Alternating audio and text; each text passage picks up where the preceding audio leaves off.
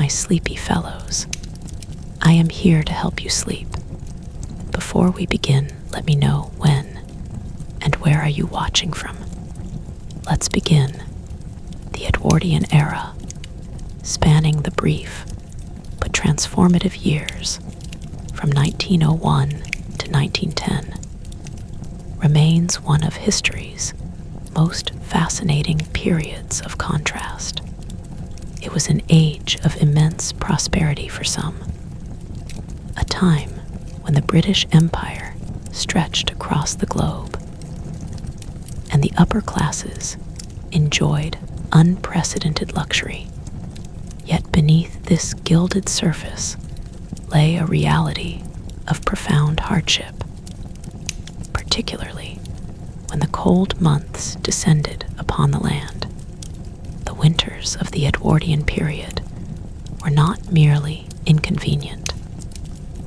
They were formidable adversaries that tested the very limits of human endurance.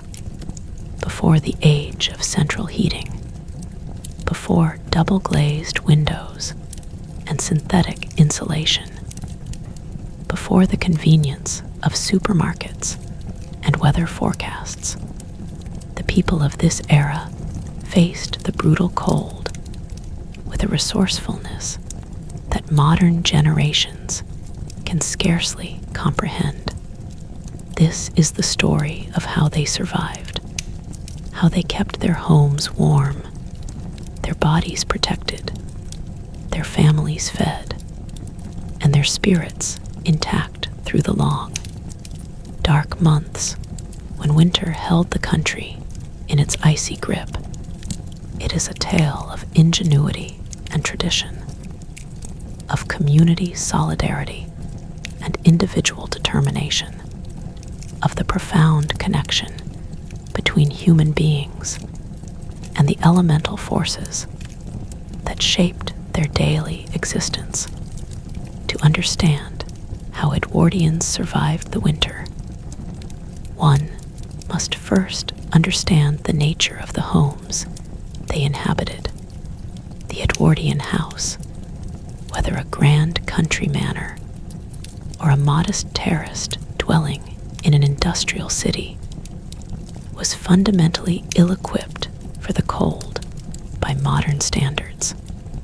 Walls were thin, windows were single-paned and drafty, and insulation was virtually non-existent. The architecture of the period, with its high ceilings and large windows designed to admit maximum light during the darker months, paradoxically created spaces that were extraordinarily difficult to heat. The wealthy might occupy homes with dozens of rooms, each requiring its own source of warmth, while the working classes often lived in cramped quarters, where a single fire had to serve multiple purposes. Yet the Edwardians understood something that has been largely forgotten in the age of thermostats and central heating. That warmth is not merely a matter of temperature, but of strategy, of layering, of understanding the subtle science of heat retention, and the art of making the most of limited resources. The heart of every Edwardian home during winter was the fireplace. In wealthy households, virtually every room boasted its own hearth, with coal fires burning throughout the day in the principal living areas. The kitchen range, a massive cast iron structure that dominated the culinary heart of the home, burned continuously, providing not only heat for cooking, but also a significant source of warmth for the entire ground floor. These ranges were marvels of Victorian and Edwardian engineering, designed to burn coal efficiently while simultaneously heating ovens boiling water and radiating warmth into the surrounding space. The fire in the kitchen range was the lifeblood of the household, never allowed to die out completely, even overnight, for relighting it from cold was a laborious process that consumed precious fuel and time. Coal, the black gold of the industrial age, was the essential commodity that made winter survival possible. Its availability and cost determined the comfort, and sometimes the very survival of millions. The logistics of keeping a home supplied with coal during winter were formidable. In cities, coal wagons would make their rounds, delivering the dusty, black fuel to households that had placed their orders. The coal would be shoveled into basement coal cellars or outdoor bunkers, where it had to be protected from rain and snow that would render it useless. For the wealthy, a constant supply of coal was simply a matter of money.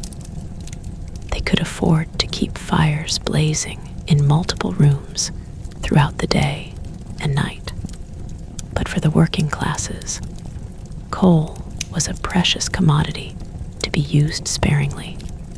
The kitchen range would be the only fire in the house, providing warmth for the entire family as they gathered in the one room that offered any respite from the cold.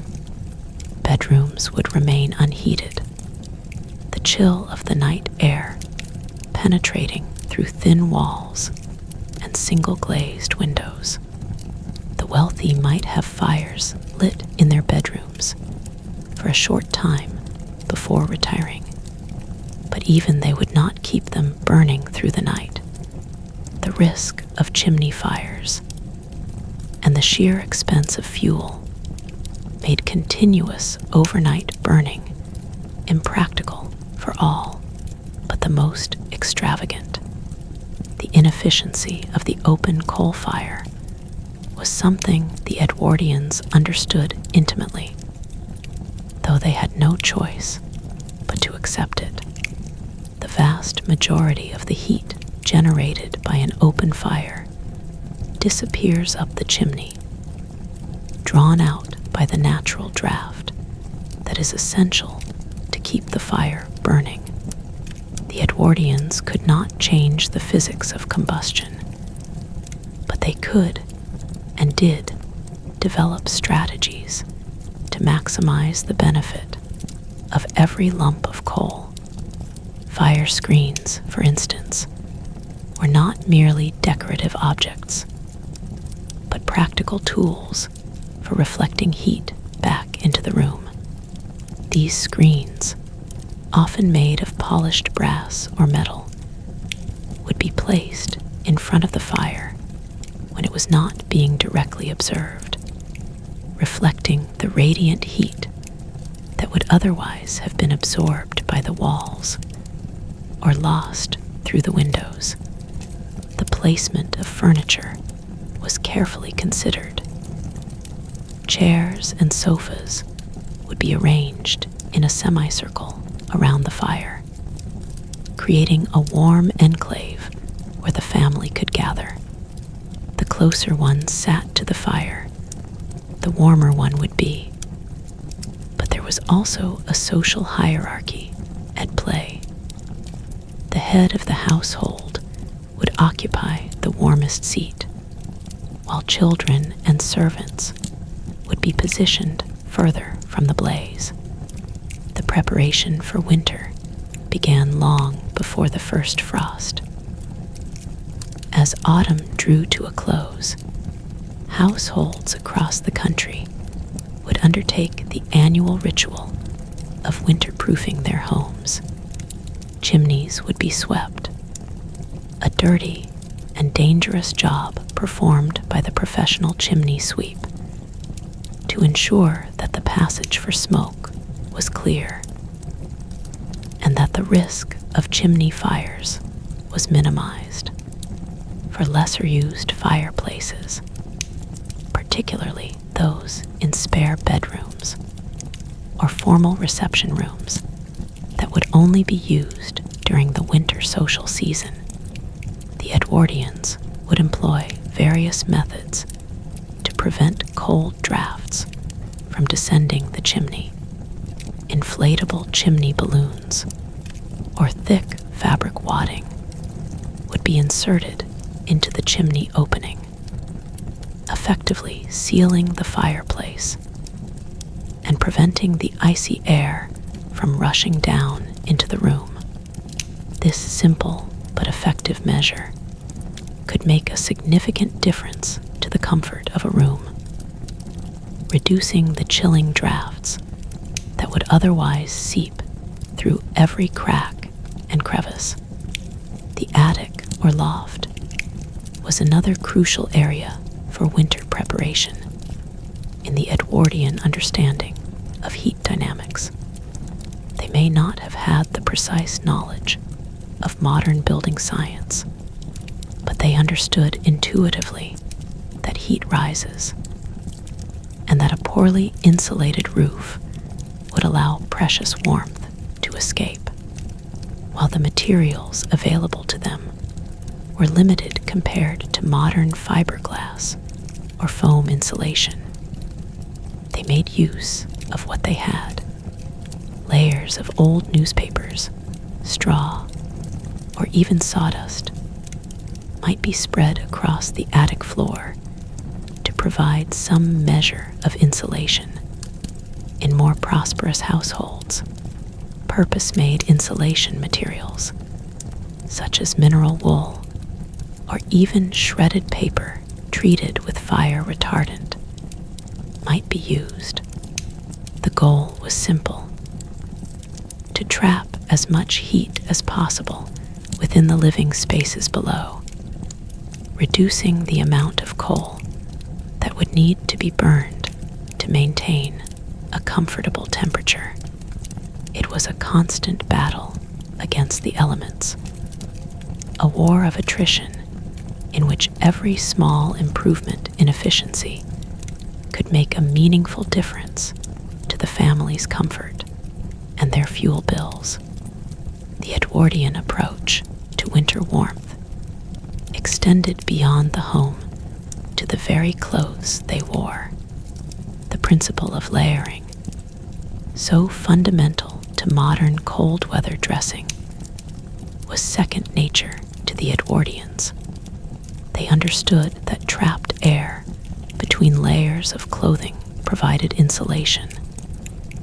That wool was superior to cotton for warmth, and that the extremities, hands, feet, and head required particular attention to prevent heat loss.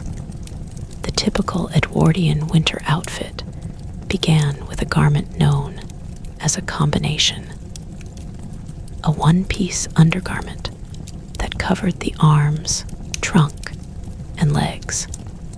This was the foundation upon which all other layers would be built, providing a base level of warmth that was essential for comfort in unheated rooms and cold outdoors. Over the combination, both men and women would wear a corset, which, while primarily a fashion item, also provided an additional layer of insulation around the torso. The corset was followed by multiple petticoats for women or undershirts for men, each adding another layer of trapped air and another barrier against the cold. Wool was the undisputed king of Edwardian winter fabrics. Its natural properties made it ideal for cold weather clothing.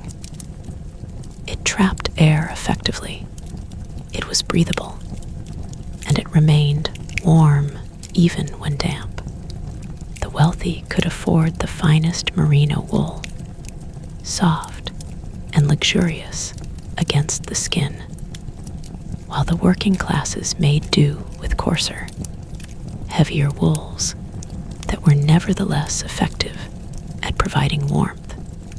Outer garments were typically made from heavy wool tweed or Melton cloth, a tightly woven, highly finished wool that provided both warmth and protection against wind and rain.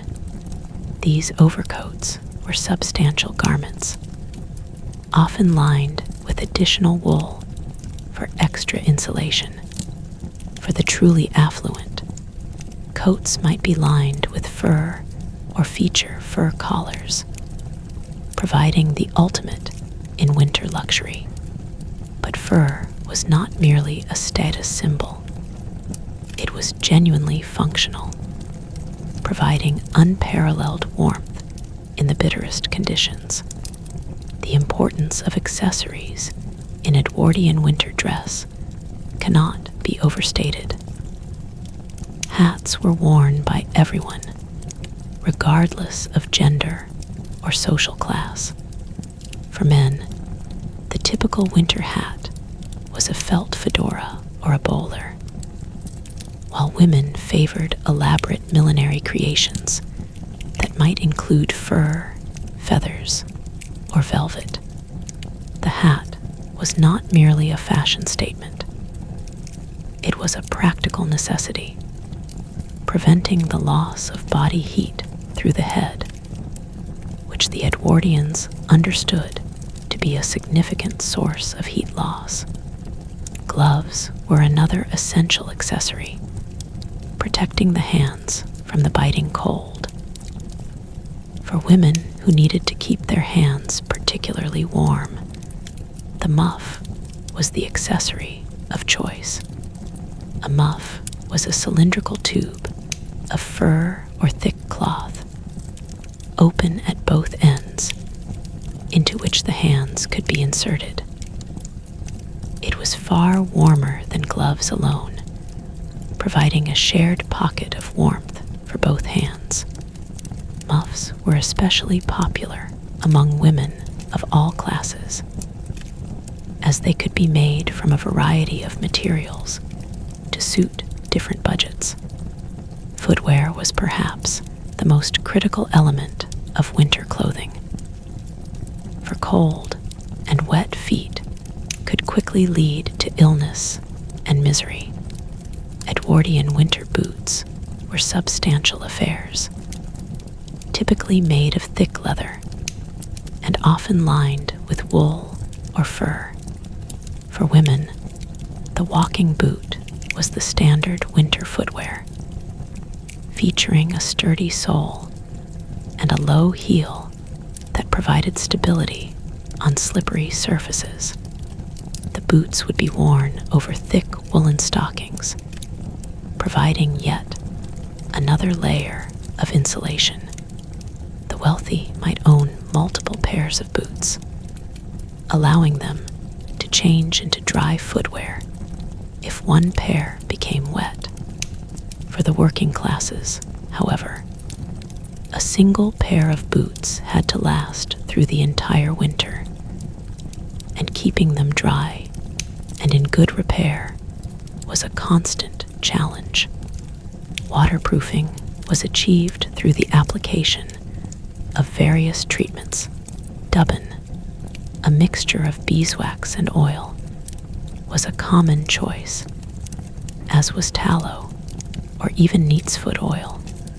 These treatments would be applied regularly to keep the leather supple and to prevent water from penetrating. The Edwardian winter wardrobe was a study in the principle of maximum coverage. Scarves, or mufflers, as they were often called, were wrapped around the neck and face, protecting against the cold wind that could cause chapping and chilblains. Earmuffs, though less common, were used by those who were particularly susceptible to the cold. The goal was to cover every exposed surface of skin, create a complete barrier between the body and the elements. This was not a matter of fashion, but of survival. Exposure to the cold could lead to frostbite, hypothermia, and a host of winter illnesses that, in the pre-antibiotic era, could be fatal. The Edwardians understood this implicitly, and their approach to winter dress reflected a deep-seated respect for the power of the cold. The stratification of Edwardian society was reflected in every aspect of winter survival, and nowhere was this more apparent than in the realm of clothing. The wealthy could afford to purchase new winter garments each season, keeping up with the latest fashions while ensuring they had adequate protection against the cold. Their clothes would be made from the finest materials, tailored to fit perfectly and provide maximum comfort. The working classes, by contrast, had to make do with what they had. Winter coats might be handed down from parent to child, patched and mended until they were barely recognizable. The concept of make do and mend was not a wartime slogan, but a way of life. Clothes would be turned inside out to make use of the less worn fabric. Cuffs and collars would be replaced when they became frayed, and holes would be darned with painstaking care. Nothing was wasted. Everything had value. The role of women in this system of winter survival cannot be overstated. It was the women of the household who managed the family's winter preparations, who ensured that the coal was ordered and the chimney swept, who mended the winter clothes and knitted the scarves and mittens that would protect their families from the cold. The Edwardian woman was the guardian of the home's warmth, the orchestrator of its winter defenses. In working-class households where resources were scarce, the woman's skill in making the most of limited means could literally mean the difference between life and death. She would know exactly how much coal was needed to get through the week, how to stretch the family's food supplies when winter storms made shopping impossible, and how to keep the children warm when there was no fire in the bedrooms. This was domestic labor of the highest order, unglamorous and unsung, but absolutely essential to the survival of the family through the brutal months of winter. The Edwardian winter was not merely a season of endurance, but also a season of community. In the close-knit communities of working-class neighborhoods, neighbors would look out for one another, sharing fuel or food when times were particularly hard. The concept of the good neighbor was not an abstract ideal, but a practical necessity. If a family ran out of coal, a neighbor might share a few lumps to get them through the night. If someone fell ill, neighbors would rally to provide support, running errands, minding children, or simply offering company to those who were isolated by the weather.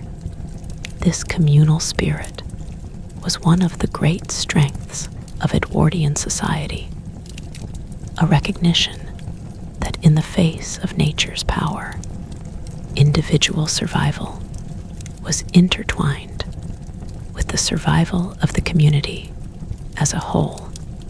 The dark, long nights of winter also brought the Edwardians together in ways that modern society has largely forgotten. With no television, no internet, no electronic distractions, the winter evenings were a time for family and community. The fire, that glowing heart of the home, would be the focal point around which the family would gather. Stories would be told, books would be read aloud, and games would be played. The winter months were a time of enforced togetherness, a slowing down of the pace of life that, in its own way, was a form of survival.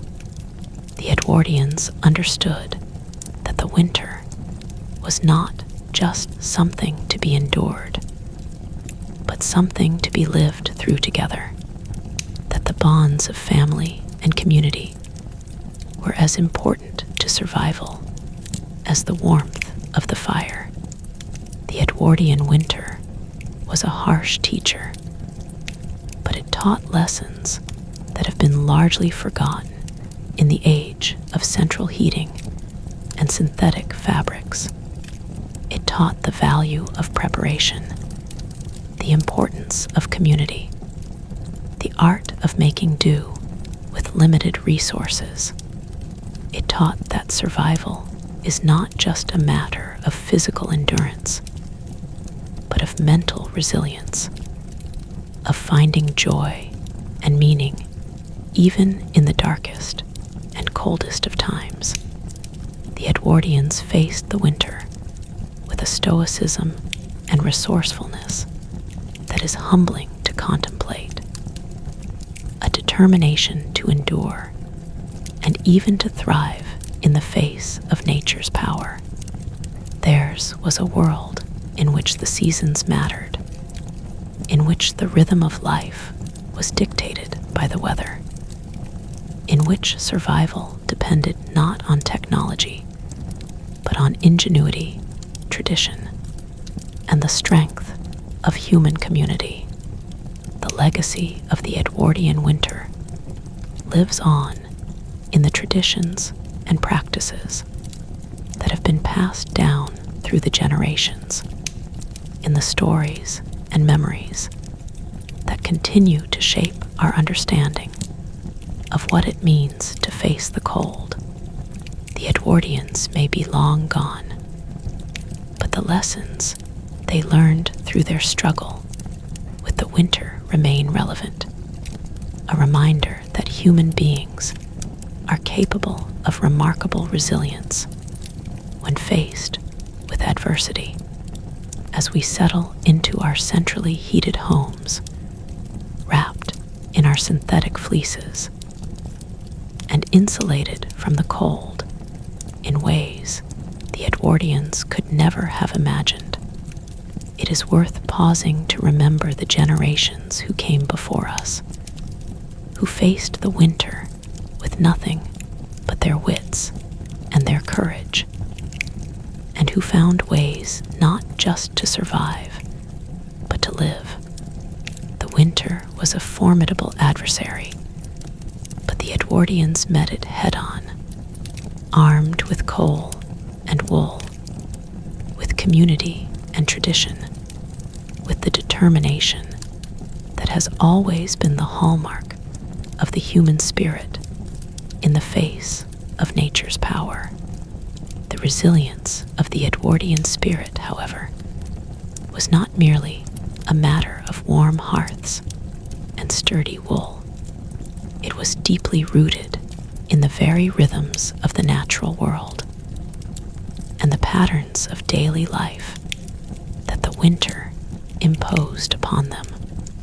As the last echoes of autumn faded and the first true frosts of winter hardened the earth, the Edwardians found themselves not just battling the cold, but adapting their entire existence to its relentless demands. This adaptation began in the most fundamental of human activities, the procurement and preparation of food, the modern convenience of the supermarket, with its endless aisles of fresh produce, regardless of the season, was an unimaginable luxury. For the Edwardians, winter was a season of scarcity, a time when the bounty of the harvest had to be carefully preserved and rationed to last through the long, dark months until spring's first green shoots reappeared. The great houses of the aristocracy and the landed gentry possessed extensive kitchens, pantries, root cellars, and still rooms, all dedicated to the monumental task of storing the produce from their estates. Apples were wrapped individually in paper and packed in dry sand to prevent them from rotting, their sweet, tangy scent filling the cool, dark cellars throughout the winter months. Root vegetables, potatoes, carrots, turnips, and parsnips were carefully stored in clamps. Outdoor mounds of earth and straw that protected them from the freezing temperatures, ensuring that the household would have vegetables for stews and broths right through until the end of February.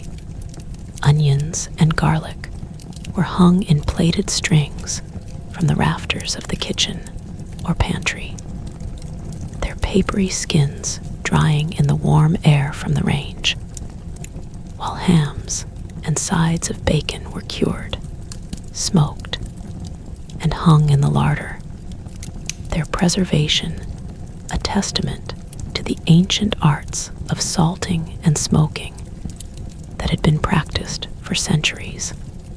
In the cottages and terraced houses of the working classes, the approach to winter provisions was no less diligent, though the scale was vastly different. The working class wife knew that the success of her winter survival depended on the summer and autumn preparations she had made. She would have spent the late summer months bottling fruits and vegetables in glass jars with vinegar or sugar syrup, creating a small but precious stockpile of flavors that would brighten the dreary winter meals. Jams and marmalades, the sweet preserves that would be spread on bread or used to fill puddings, were made in large batches and stored in the coolest part of the house. The preserving pan, a large, heavy-bottomed copper or enamel pot, was an essential tool in the Edwardian kitchen, used for the annual ritual of fruit preservation that transformed the summer's abundance into winter's comfort. Pickled vegetables, such as onions and red cabbage, were another staple of the winter pantry, their sharp, tangy flavors providing a welcome contrast to the heavy, starchy foods that dominated the winter diet. The Edwardians understood, perhaps more acutely than we do today, that the winter season was not just a time of climatic hardship, but also a time of nutritional challenge. The lack of fresh fruit and vegetables, the reliance on preserved and salted foods, and the monotony of the winter diet all took their toll on health. Scurvy, though less common than in earlier centuries, due to the widespread availability of potatoes and preserved fruits, was still a concern for the poorest families, who could not afford even these basic provisions.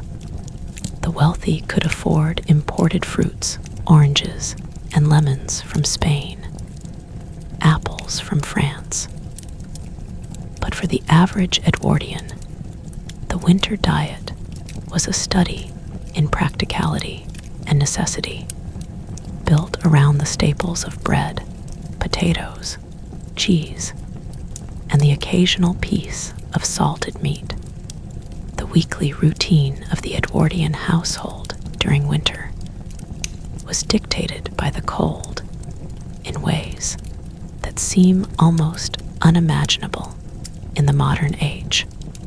The washing of clothes, for instance, was a monumental undertaking that required vast amounts of hot water, which meant vast amounts of fuel. In many working-class homes, Monday was washing day, and the process began long before dawn. The copper boiler, a large copper vessel built into the kitchen range, would be filled with water and heated to boiling point. The soiled laundry would be immersed in the boiling water with harsh lye soap or soda, then stirred and pounded with a dolly stick or a passer, a primitive but effective plunging device. The boiling process would kill germs and remove the worst of the grime. But the actual washing would require hours of backbreaking labor, scrubbing the clothes on a washboard and wringing them out by hand. In winter, this task was truly punishing. The kitchen would become a steam-filled sauna, the windows running with condensation, while the rest of the house would be left unheated, the chill creeping in from the uninsulated walls. The laundry would then have to be dried, which in winter was a serious challenge, with no tumble dryers and no central heating to provide a warm, dry environment. The clothes would be hung on a clothes horse or a pulley system suspended from the ceiling, positioned as close to the kitchen range as possible to make use of its meager heat. The damp, cold air of the winter house would take days to dry even a small load of laundry, and the risk of mildew and mustiness was ever present. For the wealthy, this was not a problem. Their large households employed laundry maids and had dedicated drying rooms, often equipped with heated racks or well-ventilated lofts where clothes could be hung. But for the working-class mother, the washing was a weekly ordeal that demanded immense physical strength and immense mental fortitude, a chore that had to be completed regardless of the cold that seeped through every crack in the walls. The problem of water itself was another battle entirely. In the Edwardian era, indoor plumbing was still a luxury. Many working-class homes, particularly in the rapidly expanding industrial cities, still relied on communal water pumps or standpipes in the street. In winter, these pipes would freeze solid, leaving families without any water at all. The solution was to fill every available vessel buckets, pans, jugs, and baths with water before the night's frost set in, storing them inside the house where they might not freeze entirely, though often they would be covered with a layer of ice by morning. This water was precious, and it had to be used sparingly, for there would be no more until the thaw came. Bathing, a weekly ritual for most working-class families, was a particular challenge. The tin bath, a large, oval-shaped container of galvanized metal, would be brought into the kitchen and filled with water heated on the range. The family would take turns bathing in the same water, starting with the cleanest members and ending with the dirtiest, usually the father returning from work. In the deep of winter, the water would cool rapidly, and the bathroom, being the warmest room in the house, would still be drafty and cold. The Edwardian bather would have to perform a complex dance of speed and efficiency, washing quickly in the rapidly cooling water, then drying and dressing with frantic haste to minimize the shock of the cold air. The physical toll of the Edwardian winter on the human body was immense. The constant exposure to cold, the damp, the drafts, and the nutritional deficiencies of the winter diet all contributed to a state of chronic ill health for many. Chilblains, those painful, itchy swellings of the skin caused by the inflammation of small blood vessels in the extremities, were almost universal.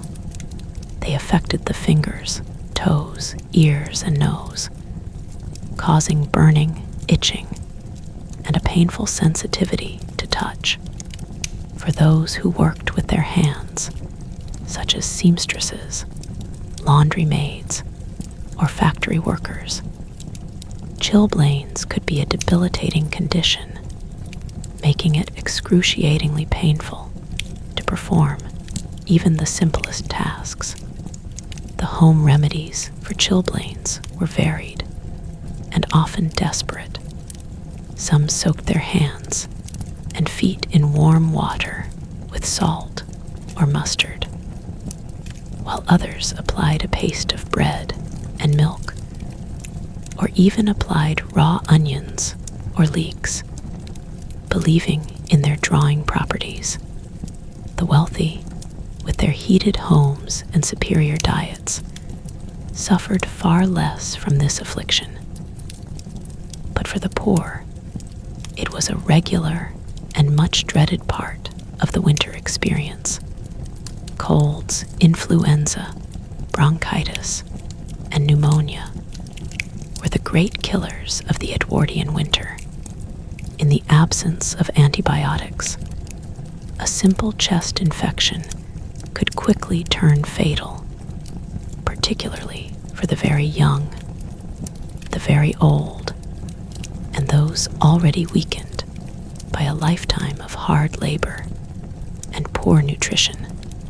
The winter death toll was significantly higher than the summer, and the grim statistics reflected the harsh reality of life without modern medicine. The hospitals were overwhelmed during the winter months, and many of the poor could not afford a doctor's visit at all, relying instead on patent medicines, herbal remedies, and the advice of older, more experienced women in the community. The specter of tuberculosis, known then as consumption, loomed over the Edwardian winter with particular menace. This disease, which ravaged the lungs and filled them with fluid, was a leading cause of death in the era, and it was exacerbated by the conditions of winter. The close, poorly ventilated homes, the damp, the lack of sunlight, and the weakening effects of the cold all combined to create a perfect environment for the spread of the disease. The Edwardian approach to tuberculosis was, in some ways, a reflection of their broader approach to winter survival. A mixture of folk wisdom, desperate hope, and grim stoicism. Open windows, even in the depth of winter, were often recommended to let in fresh air, a practice that seems counterintuitive, but was based on the belief that the disease was spread by bad air. For the wealthy sufferer, a winter in a warmer, drier climate such as the Swiss Alps or the Mediterranean was the preferred treatment, a luxury that was utterly beyond the reach of the working class. The poor simply had to endure, their bodies fighting a losing battle against the disease, and the cold in their damp, overcrowded homes. The Edwardian winter was also a time of profound isolation and psychological hardship.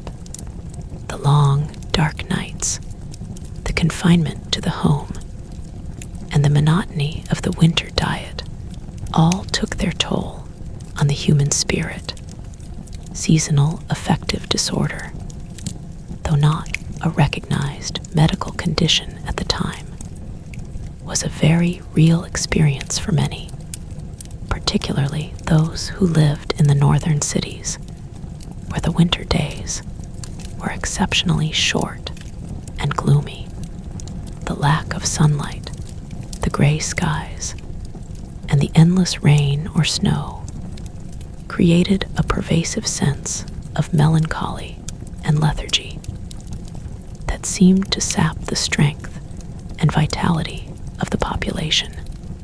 The Edwardians did not have the language or the scientific understanding to describe this condition, but they recognized its effects.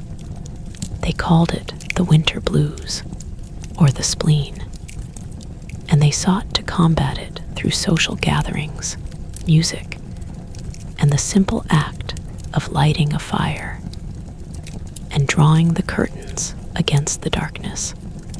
The psychology of winter survival was as important as the physical, the ability to maintain a positive outlook, to find joy in small pleasures, and to support one another through the gloom was a form of resilience that was as essential as the coal in the scuttle.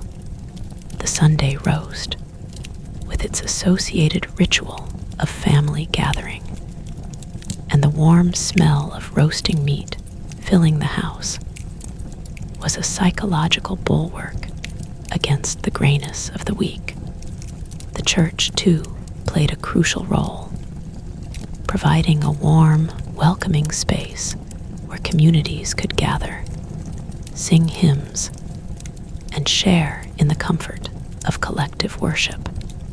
The festive season, particularly Christmas, was the great bright spot in the grim winter calendar, a time of celebration, of excess, of warmth and light that broke the monotony and reminded everyone that the spring would eventually come again. The social structure of the Edwardian era meant that the experience of winter was starkly divided along class lines, and the psychological burden was distributed very differently.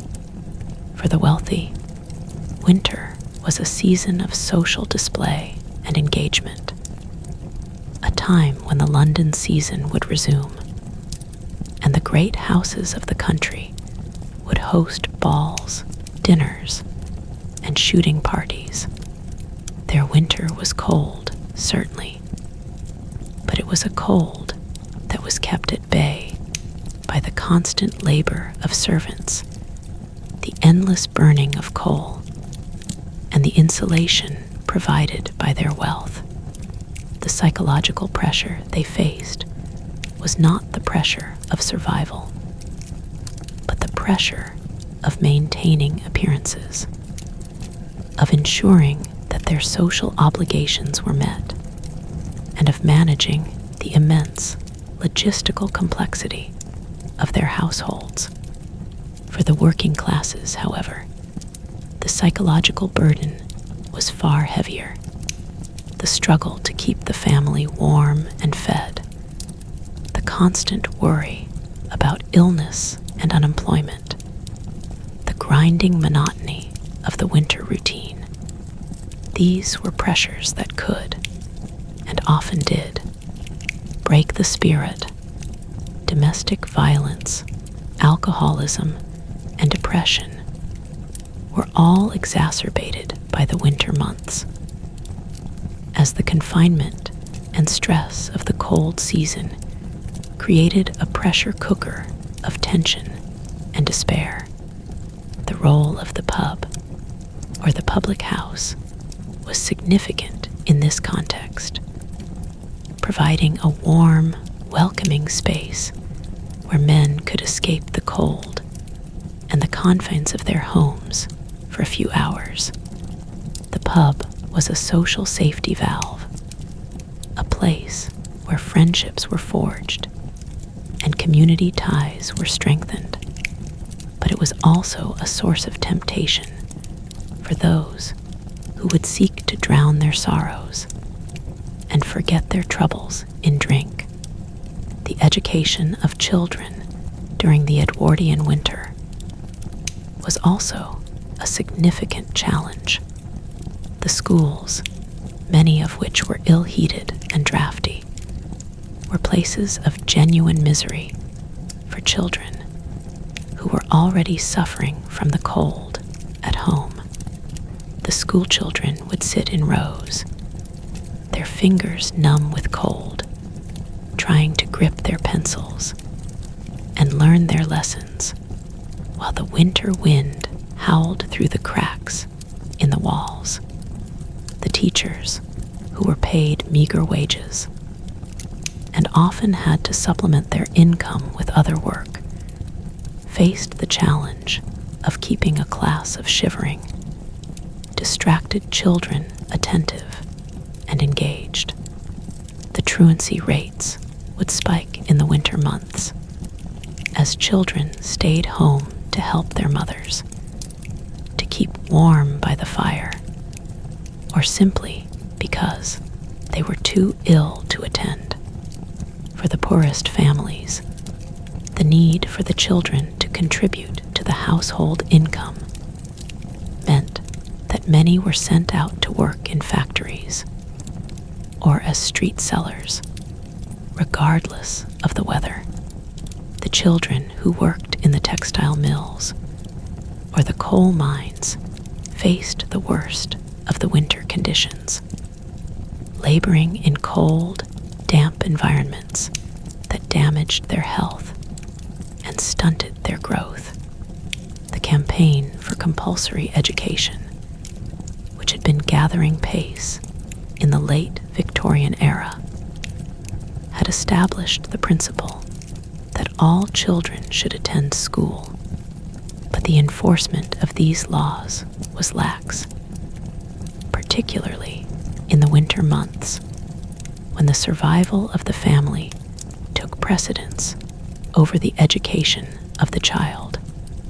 The school itself, despite its coldness, was often a better place to be than home, for it offered at least a fire and a modicum of warmth, and many children would arrive early simply to sit near the heat of the stove.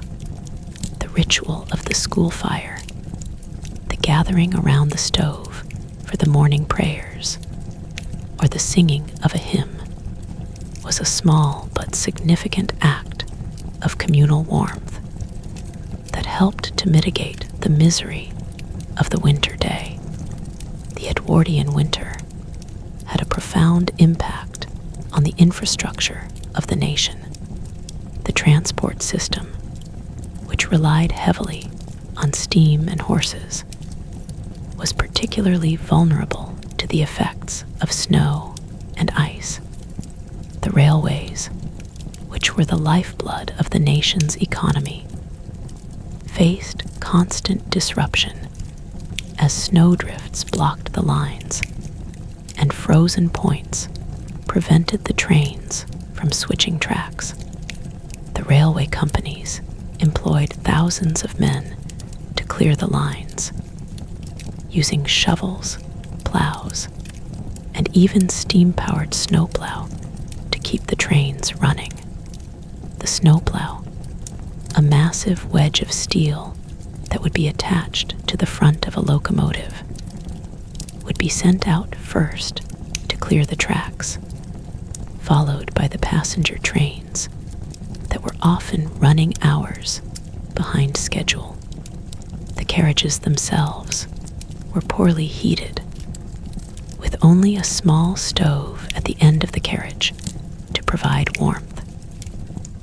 And passengers would travel bundled in their overcoats, their breath misting in the cold air.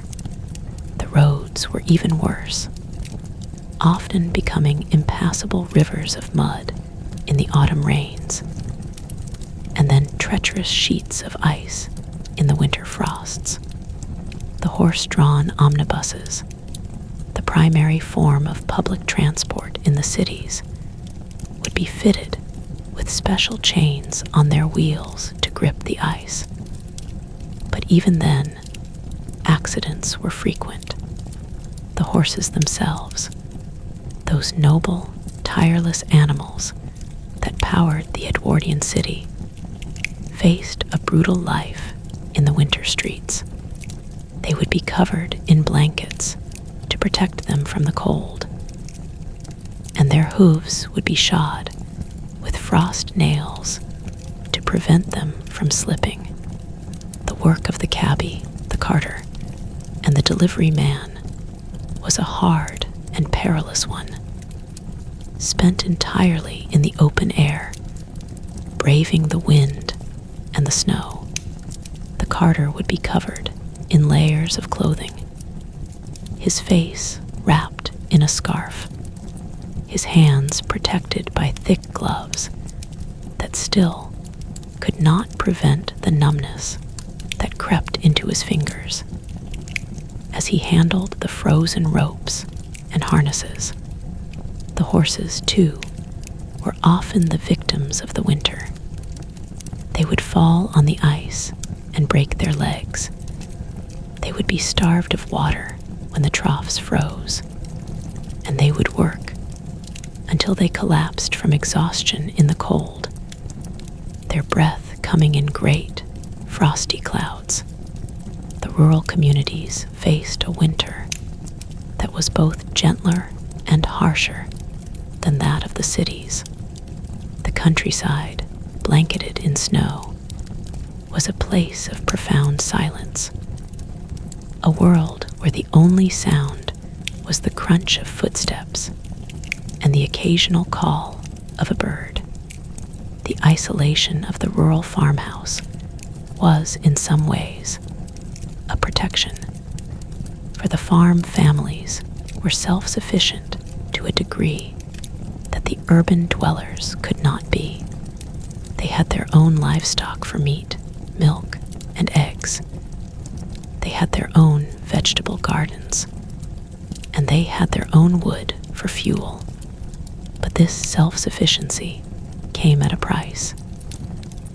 If the winter was particularly harsh, they could become completely cut off from the outside world. The snowdrifts could block the narrow lanes for weeks at a time, leaving the farm families stranded with only what they had stored. The farmers would spend their days tending to their livestock, which was perhaps the most pressing winter chore of all. The cattle, sheep, and pigs would be brought into the barns, where they would share the warmth of their bodies and the heat of their own breath.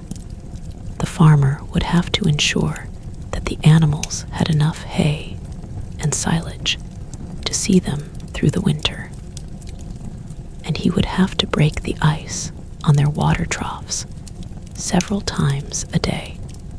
The work was relentless, a daily battle to keep the animals alive, for a dead animal was not just a loss of meat, but a loss of the family's future livelihood.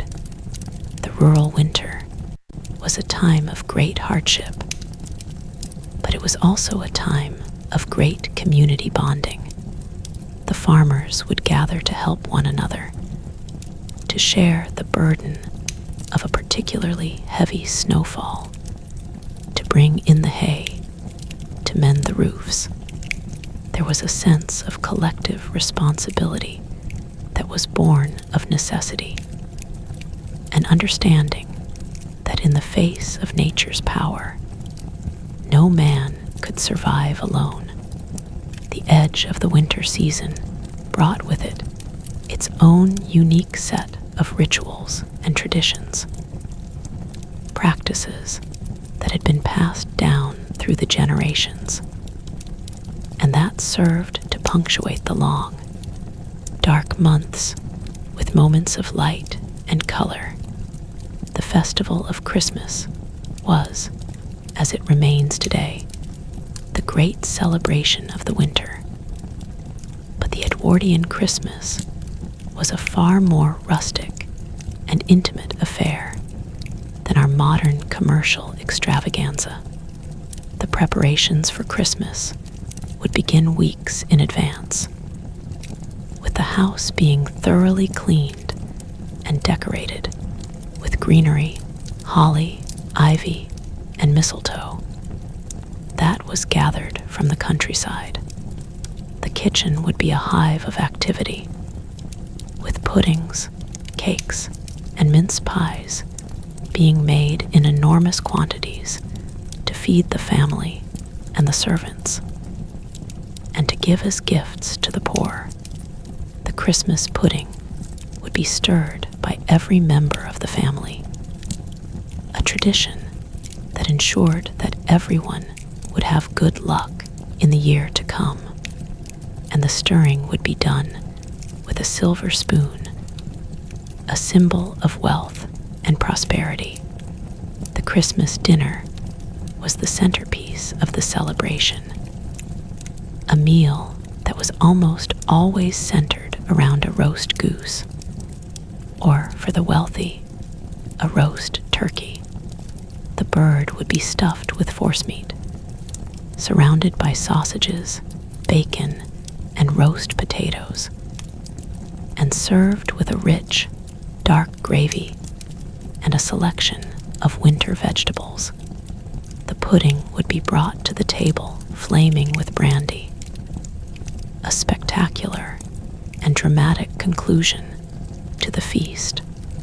The exchange of gifts was a more modest affair in the Edwardian era than it is today, with small, handmade gifts being given to children and servants, rather than the lavish presents we have come to expect. The day after Christmas, Boxing Day, was the day when the servants would receive their presents and their time off, and it was a day of great celebration in the servants' hall.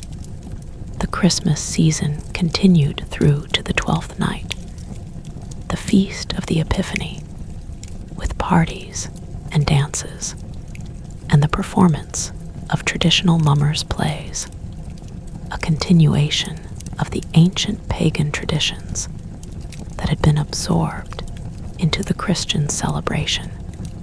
The Edwardian winter was, in so many ways, a season of contradiction. It was a time of hardship and suffering, of cold and darkness, but it was also a time of great beauty and profound human connection. The battle against the cold was relentless, but it was a battle that was fought together, and it was a battle that brought out the best in people. The Edwardians faced the winter with a stoicism that seems almost alien to us now, a quiet acceptance of the hardships of the season combined with a fierce determination to endure. They did not expect to be comfortable. They expected to be cold. They did not expect to be well fed. They expected to be hungry. But they did not give up. They adapted, they innovated, and they supported one another. The memory of the Edwardian winter is not just a memory of cold and misery. It is a memory of resilience, of the strength of the human spirit in the face of nature's relentless power. The winter was a force of nature to be respected and feared. But it was also a force that, when confronted with courage and community, could be survived, and even, in its own way, enjoyed. The silence of a snow-covered village, the beauty of a frost-glazed window, the warmth of a roaring fire after a long day in the cold. These were the small joys that made the winter bearable, the moments of grace that sustained the Edwardians through the long, hard months. The legacy of that endurance is written into the very fabric of our culture, into the traditions we still celebrate, and the spirit of community we still admire. The Edwardians endured the winter, and in enduring, they taught us the meaning of survival. The cold may have been brutal, but the human heart, fortified by tradition, community, and an unshakable will to live, proved itself to be far stronger. The winter landscape of Edwardian Britain was not merely a climatic condition, but a living, breathing presence that shaped every aspect of daily existence. The very air seemed to carry a different weight, a crispness that bit at exposed skin and filled the lungs with a sharp, invigorating cold that could quickly turn painful. The sky, often a heavy, leaden gray, seemed to press down upon the earth, its low-hanging clouds promising snow, or the penetrating drizzle that could chill a person to the bone more effectively than the most bitter frost. The Edwardians had a deep, almost intuitive relationship with the weather, a connection forged by necessity and refined through generations of experience. They could read the signs in the sky, in the behavior of animals, in the feel of the wind on their faces. A red sky at night was indeed a shepherd's delight, promising fair weather on the morrow, while a red sky in the morning was a warning to sailors and farmers alike of approaching storms. The scent of snow was something they could detect in the air, a peculiar metallic freshness that would send them hurrying to complete their outdoor tasks before the first flakes began to fall. The winter wind, which could howl with a ferocity that seemed almost personal, was a force to be reckoned with, a presence that demanded respect and caution. It could find its way through the smallest crack, whistling around window frames and under doors, carrying with it the chill of the Arctic wastes and the promise of frost and ice.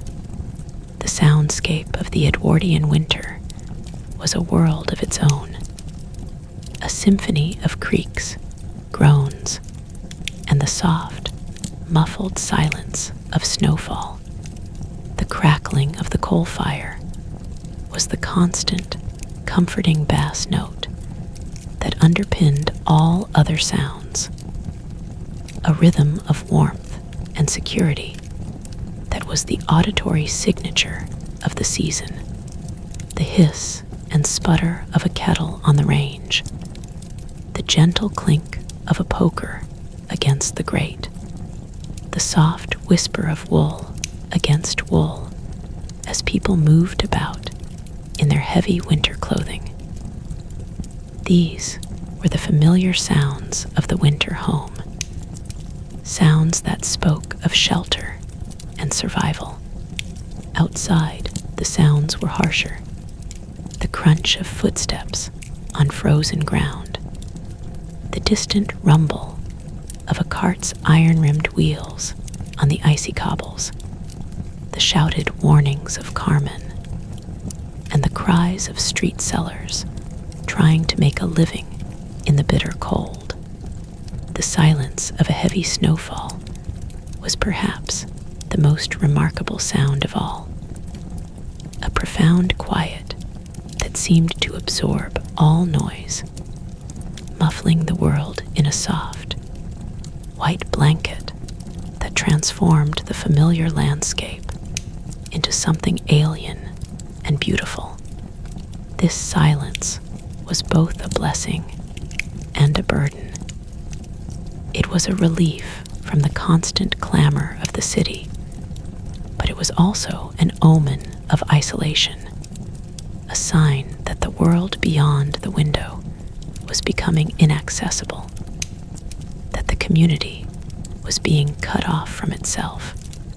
The color palette of the Edwardian winter was dominated by shades of gray, brown, and white, a monochrome world that seemed to strip the landscape of its life and vibrancy.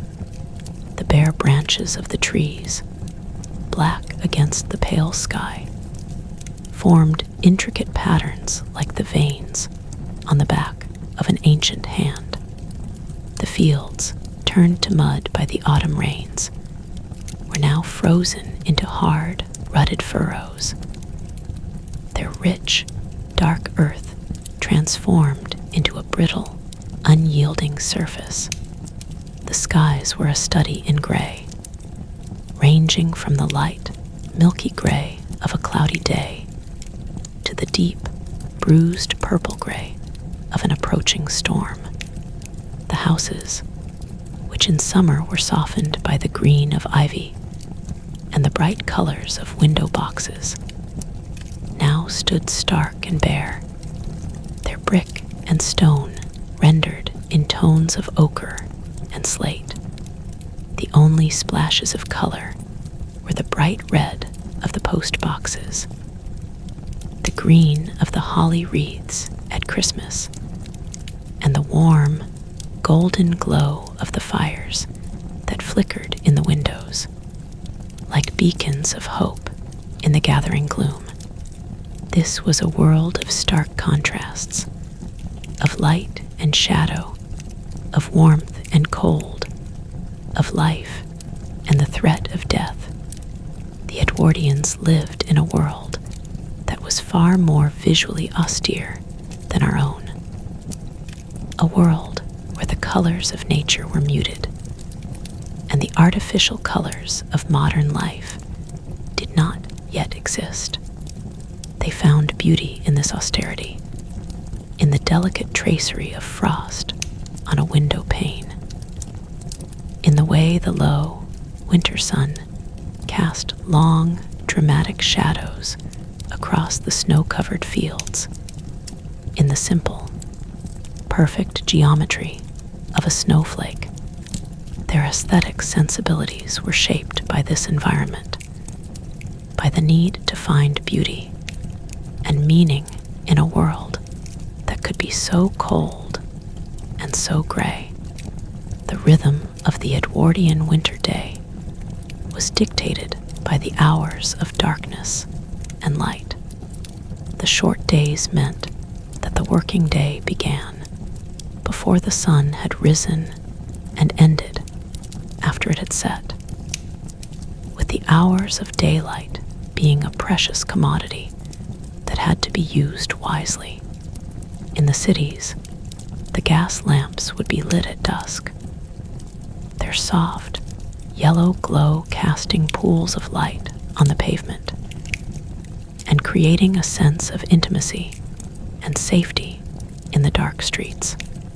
The lamplighter, a familiar figure of the Edwardian city, would make his rounds with his long pole, igniting each lamp in turn, a ritual that marked the transition from day to night. In the countryside, the darkness was absolute, broken only by the light from a farmhouse window or the flicker of a lantern carried by a traveler on the road. The interior of the home would be lit by oil lamps, candles, and the fire itself, creating a warm, intimate atmosphere that was quite different from the harsh, electric brightness we are accustomed to today. The flickering light of the fire and the lamp created shadows that danced and moved, giving the room a sense of life and animation. It was a light that encouraged contemplation, that invited quiet conversation and the sharing of stories. The Edwardian evening was a time of rest and reflection, a time to gather around the fire and shut out the cold, dark world outside. The role of sleep in the Edwardian winter was a complex one. The cold made sleep a challenge, but it also made it a necessity, a refuge from the harshness of the world. The beds themselves were designed for warmth, with high wooden frames and thick feather mattresses that cocooned the sleeper in softness. The bed curtains, heavy drapes that could be drawn around the bed, were not just for privacy, but also for insulation, trapping the heat of the sleeper's body and creating a warm microclimate in the bedchamber. The bed would be piled high with blankets and quilts, and many Edwardians would sleep in a nightcap, a soft cloth hat that would keep the head warm, a simple but effective measure that prevented a significant loss of body heat. The poorer households, where bed curtains were a luxury, would have to make do with more blankets, and often the whole family would share a bed, their bodies together, providing a collective warmth that was greater than the sum of its parts. The bed was a place of safety, a refuge from the cold, but it was also a place of danger. The risk of fire was ever present, particularly if a candle was left burning, or if the bedclothes came into contact with a spark from the fire. The Edwardians had a deep-seated fear of fire, a fear that was entirely justified in a world of open flames and flammable materials. The practice of warming the bed with a warming pan, a long-handled brass pan filled with hot coals, was a common one, but it had to be done with care, for the pan could easily set the bedclothes alight if it were left in one place for too long. The skill of using a warming pan was a subtle one, requiring a steady hand and a constant, sweeping motion to distribute the heat without causing damage. This nightly ritual, the warming of the bed, was a small but significant act of care, a preparation for the night's rest that was essential for comfort and survival. The morning routine in the Edwardian winter was a battle against inertia, a struggle to leave the warmth of the bed and face the cold of the day. The bedrooms, in all but the wealthiest households, were unheated the air would be icy cold, the windows often covered in a thick layer of frost. The first task of the day was to rekindle the fire in the kitchen range, a task that was performed by the lady of the house or the servant. The ashes from the previous day would be raked out, the grate cleaned, and new coal laid, along with kindling and a few crumpled old newspapers. A match would be struck, and the fire would be coaxed into life, a slow process that required patience and skill. The first warmth from the newly lit fire would gradually begin to push back the chill, and the kitchen would slowly become the warm, welcoming heart of the home once again. The Edwardian morning was a time of ritual, a series of small domestic ceremonies that marked the passage from night to day. The boiling of water for tea or coffee, the toasting of bread on a toasting fork held over the fire, the warming of the plates in the oven. These were the small pleasures that made the morning bearable, that transformed the act of survival into a daily affirmation of life. The breakfast that followed, with its porridge or hot tea and toast, was the fuel that would power the day's activities, a meal that was designed to provide sustenance and warmth, to replenish the body after the long, cold night. The Edwardian winter was a season of particular hardship for the elderly and the infirm, those whose bodies could not generate the heat to keep themselves warm. The very old would often spend the entire winter in a single room, the warmest in the house, rarely venturing outside. They would be wrapped in shawls and blankets, their chairs drawn as close to the fire as was safe, their hands and feet perpetually cold despite all attempts to warm them. The death rate among the elderly in the winter months was significantly higher than at any other time of year, a tragic reality that was accepted as a fact of life. The loss of a grandparent or an elderly neighbor was a common occurrence, and the community would mourn. But the business of survival would continue. The children, too, were vulnerable, their small bodies losing heat more rapidly than those of adults. The mothers would wrap them in layer upon layer of clothing, would keep them indoors as much as possible, and would watch them constantly for any sign of illness, a cough, a sniffle, a slight fever.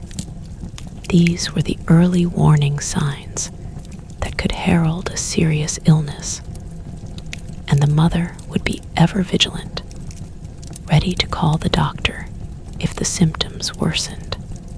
The health of the children was a constant preoccupation, a source of anxiety that colored every aspect of the winter experience. The sound of a child's cough in the night was the sound of fear itself, a reminder of the vulnerability of life in the face of the cold. The care of the sick during the winter was a family affair, with the women of the household taking on the role of nurse. The sickbed would be set up in the warmest room of the house, and the patient would be treated with a combination of home remedies, patent medicines, and the advice of the family doctor. The doctor who would brave the cold and the snow to visit his patients, was a figure of great importance in the community, a man whose skill and dedication could mean the difference between life and death. The doctor's bag would contain a variety of instruments and medicines, many of which seem primitive by modern standards. There would be a stethoscope, a thermometer, and a blood pressure cuff. But there would also be leeches, lancets for bloodletting, and a selection of powders and tinctures of dubious efficacy. The doctor would listen to the patient's chest, check their pulse, and take their temperature.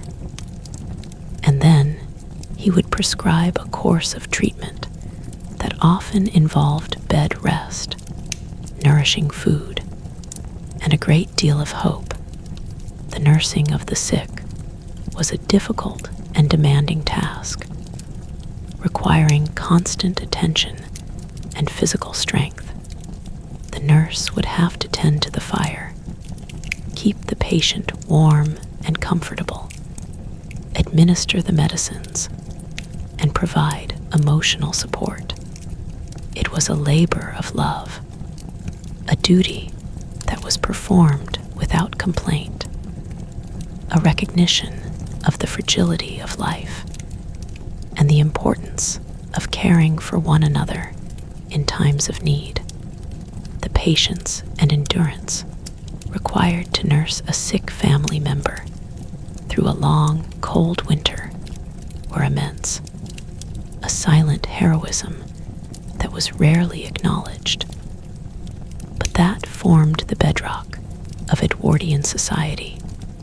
The winter was also a season of anticipation, a time of looking forward to the spring and the renewal of life. The Edwardians marked the passage of the winter with a series of festivals and holidays that punctuated the darkness and provided moments of celebration and joy. The most important of these was, of course, Christmas, but there were others. St. Nicholas's Day on the 6th of December, St. Lucy's Day on the 13th of December, and the Feast of the Epiphany on the 6th of January. These festivals were often linked to older, pagan traditions, and they provided an opportunity for feasting, dancing, and the exchange of gifts. The celebration of the Epiphany, or Twelfth Night, marked the end of the Christmas season and was often celebrated with a cake that contained a hidden bean or coin, the finder of which would be crowned king or queen of the night. The carnival season, which preceded Lent, was a time of wild revelry, a last joyous fling before the austerity of the 40 days of fasting. These festivals were a vital part of the winter experience, a way of breaking the monotony and expressing the human need for celebration and community. They were a reminder that even in the depths of winter, life was not just about survival, but about joy, about connection, about the celebration of the human spirit. The music and dancing, the singing of carols, and the telling of stories, the sharing of special foods and drinks. These were the threads that wove the community together, the cultural fabric that made the winter bearable. The Edwardian love of the outdoors, even in winter, should not be underestimated. While many spent their days huddled around the fire, there were those who embraced the cold and found in it a source of exhilaration. The sport of skating, performed on frozen ponds and rivers, was a popular winter pastime for all classes. The sight of figures gliding across the ice, their breath misting in the cold air, their cheeks flushed with exertion, was a common one in the winter landscape. The rich would have their own private skating ponds, while the poor would gather on the local pond.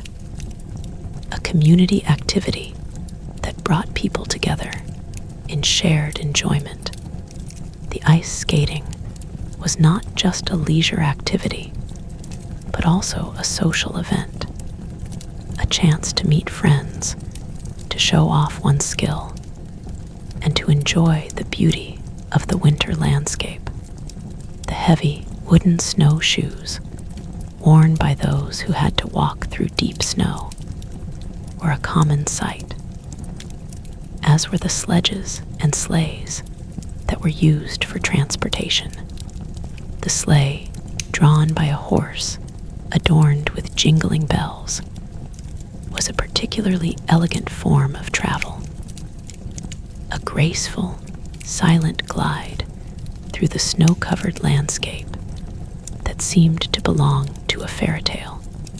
For the adventurous, the sport of tobogganing on the snow-covered hills was a thrilling experience, a rush of speed and cold air that was enjoyed by children and adults alike.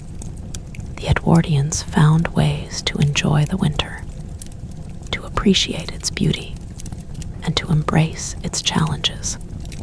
They did not merely endure the cold, they found pleasure in it, a testament to the resilience of the human spirit and the capacity to find joy in even the most difficult of circumstances.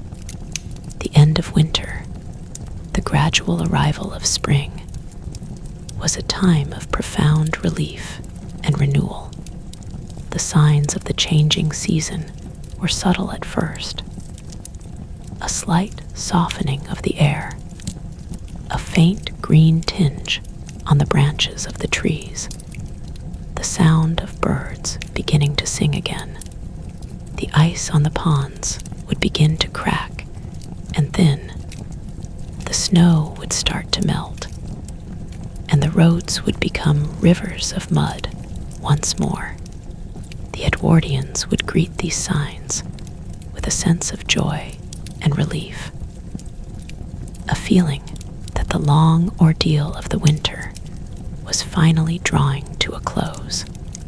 The celebration of the spring equinox, which fell on the 21st of March, was a tradition that had been observed for centuries, a recognition of the rebirth of the natural world and the triumph of light over darkness. The winter was over, and life could begin anew. The Edwardians had survived once again, and the future, with all its possibilities, lay before them. The memory of the winter, with all its hardships and challenges, would fade into the background, replaced by the new concerns of the warmer months. But the lessons of the winter, the skills of survival, the bonds of community, and the strength of the human spirit would remain, a legacy that would be passed down from generation to generation, a testament to the extraordinary resilience of a people who had faced the brutal winters and had emerged not defeated but triumphant. The Edwardian winter was a great equalizer in many ways, yet it simultaneously served to magnify the vast chasm that existed between the social classes. For the aristocracy and the upper classes, the season was a time of elaborate social rituals, of grand country house parties and the London season, where the cold was merely an inconvenient backdrop to their lives of privilege and leisure. The great country estates, with their hundreds of acres of parkland and their vast, rambling manor houses, were designed to impress, to display wealth and status, and they did so even in the depths of winter. The drive up to the house would be lined with bare, ancient oaks, their branches etched against the pale winter sky, and the house itself would be a magnificent spectacle, its windows glowing with warm light against the cold, dark landscape. Inside, the fires would be roaring in every room, a prodigious consumption of coal that would have kept a working-class family warm for an entire winter in a single day.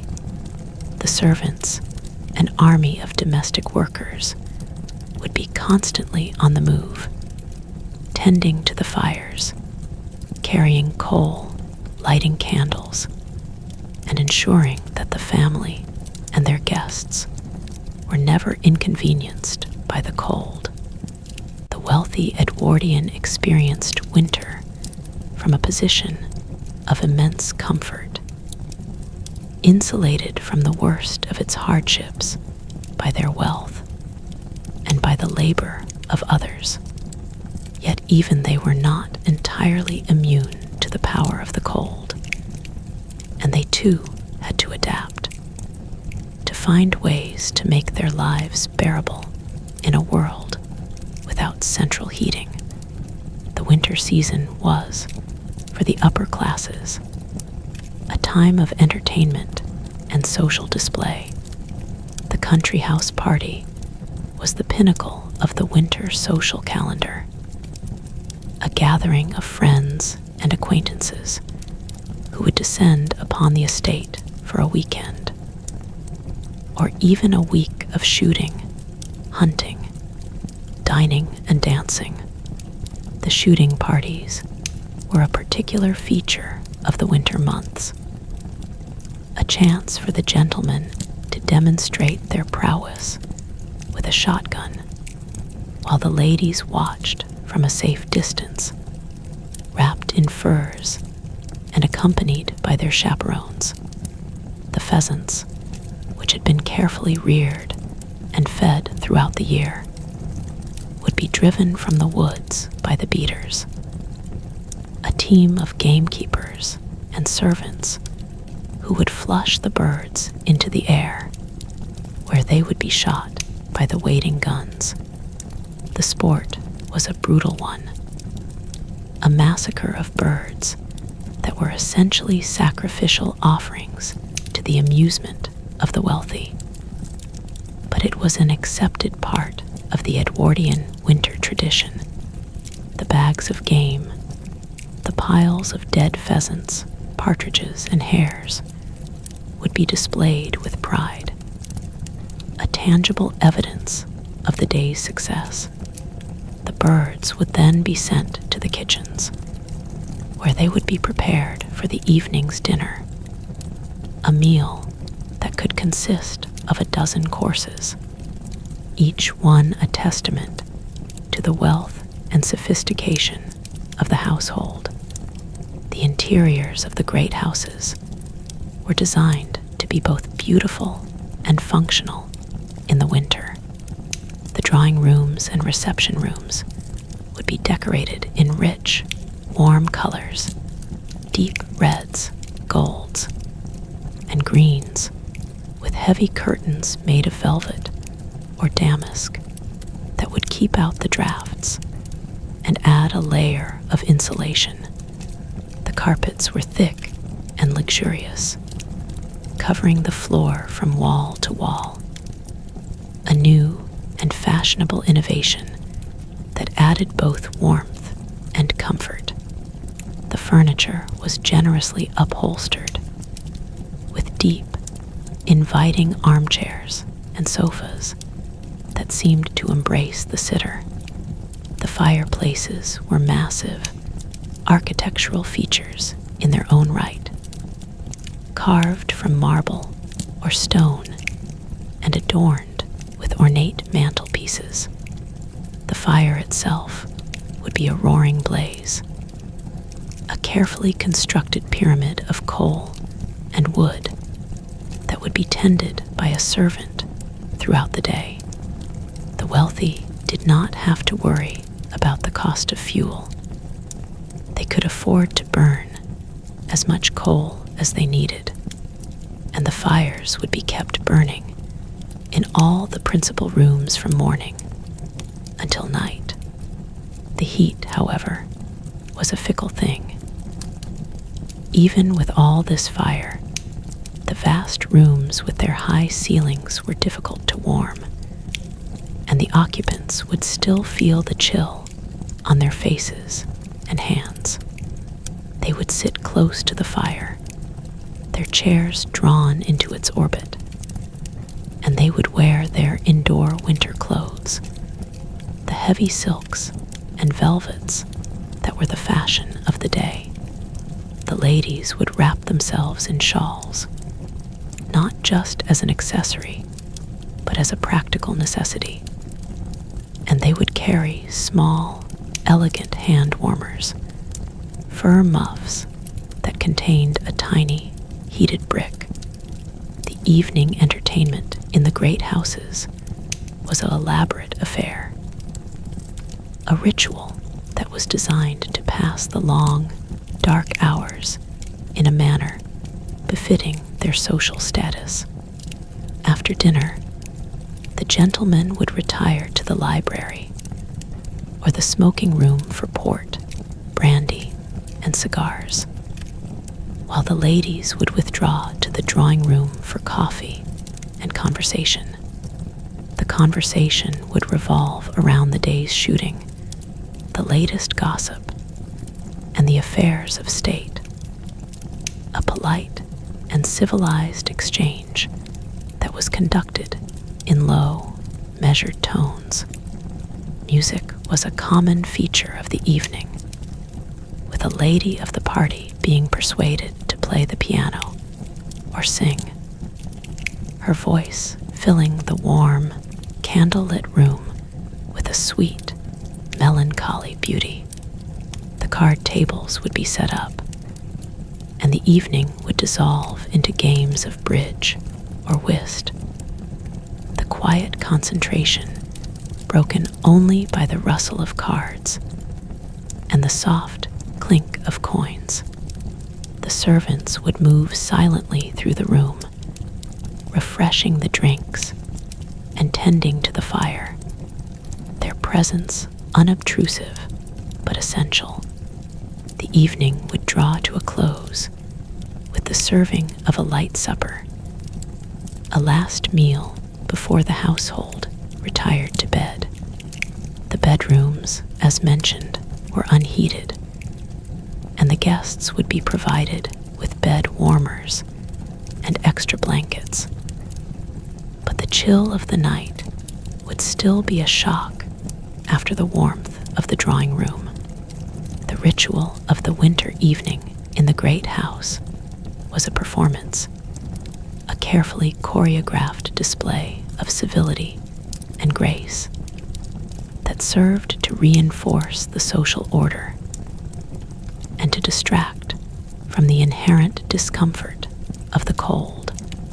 The contrast between the wealthy and the poor during the Edwardian winter could not have been more stark. While the aristocracy feasted on roast pheasant and drank fine wine by the roaring fire, the working classes struggled to put bread on the table and to keep their families warm. The winter was a time of intense hardship, a season when the precariousness of their existence was laid bare. The poor lived in overcrowded, unsanitary conditions, in terraced houses that were damp, drafty, and poorly constructed. The coal they burned was of the cheapest quality, often slack or dust, which produced more smoke than heat and had to be constantly replenished. The food was meager, a diet of bread, potatoes, and the occasional piece of bacon or suet pudding. The children were often underfed, their thin bodies struggling to generate the warmth they needed to survive. The winter was a time of constant worry, a daily battle to find enough fuel, enough food, enough warmth to get through to the next day. The specter of the workhouse, that dreaded institution that was the ultimate symbol of failure and destitution, loomed large in the minds of the poor. The fear of ending up in the workhouse, of being separated from their families, and subjected to its harsh, regimented regime, was a constant presence, a motivator that drove them to keep fighting, to keep surviving, no matter how desperate their circumstances. The industrial cities of the North, the great powerhouses of the British economy, were particularly brutal places in the winter. The smoke from the factories and the domestic coal fires hung in a thick, gray pall over the streets, blocking out the sun and creating a permanent, oppressive gloom. The fog, that infamous London particular, was a winter phenomenon that could be so thick that it was impossible to see more than a few feet in front of one's face. The fog was a toxic mixture of smoke and damp, a lung-choking, eye-stinging miasma that penetrated every crevice and made the very act of breathing a trial. The street lamps would burn all day, their gas flames casting a sickly, yellow glow through the murk. But even their light was barely sufficient to penetrate the dense, swirling fog. The roads were treacherous, slick with mud, and the droppings of the thousands of horses that pulled the carts and omnibuses. The people would move through the streets with their heads down, their scarves wrapped tightly around their faces, their eyes streaming from the acrid smoke. The factories would continue to operate, their great engines thrumming and pounding, producing the goods that were the lifeblood of the nation. But the workers who labored within them were themselves a form of commodity, their bodies and their health being traded for the meager wages that were barely enough to keep them alive. The factory floors were cold and drafty, the noise deafening, the work repetitive and exhausting. The workers would stand at their machines for 12 hours a day, their fingers numb with cold, their lungs filled with the dust and fumes of the industrial process. They were the invisible army upon whose labor the wealth of the nation was built. But they were also the forgotten ones, the ones who paid the highest price for the winter's brutality. The winter brought a particular kind of danger to the urban poor, a danger that was both physical and moral.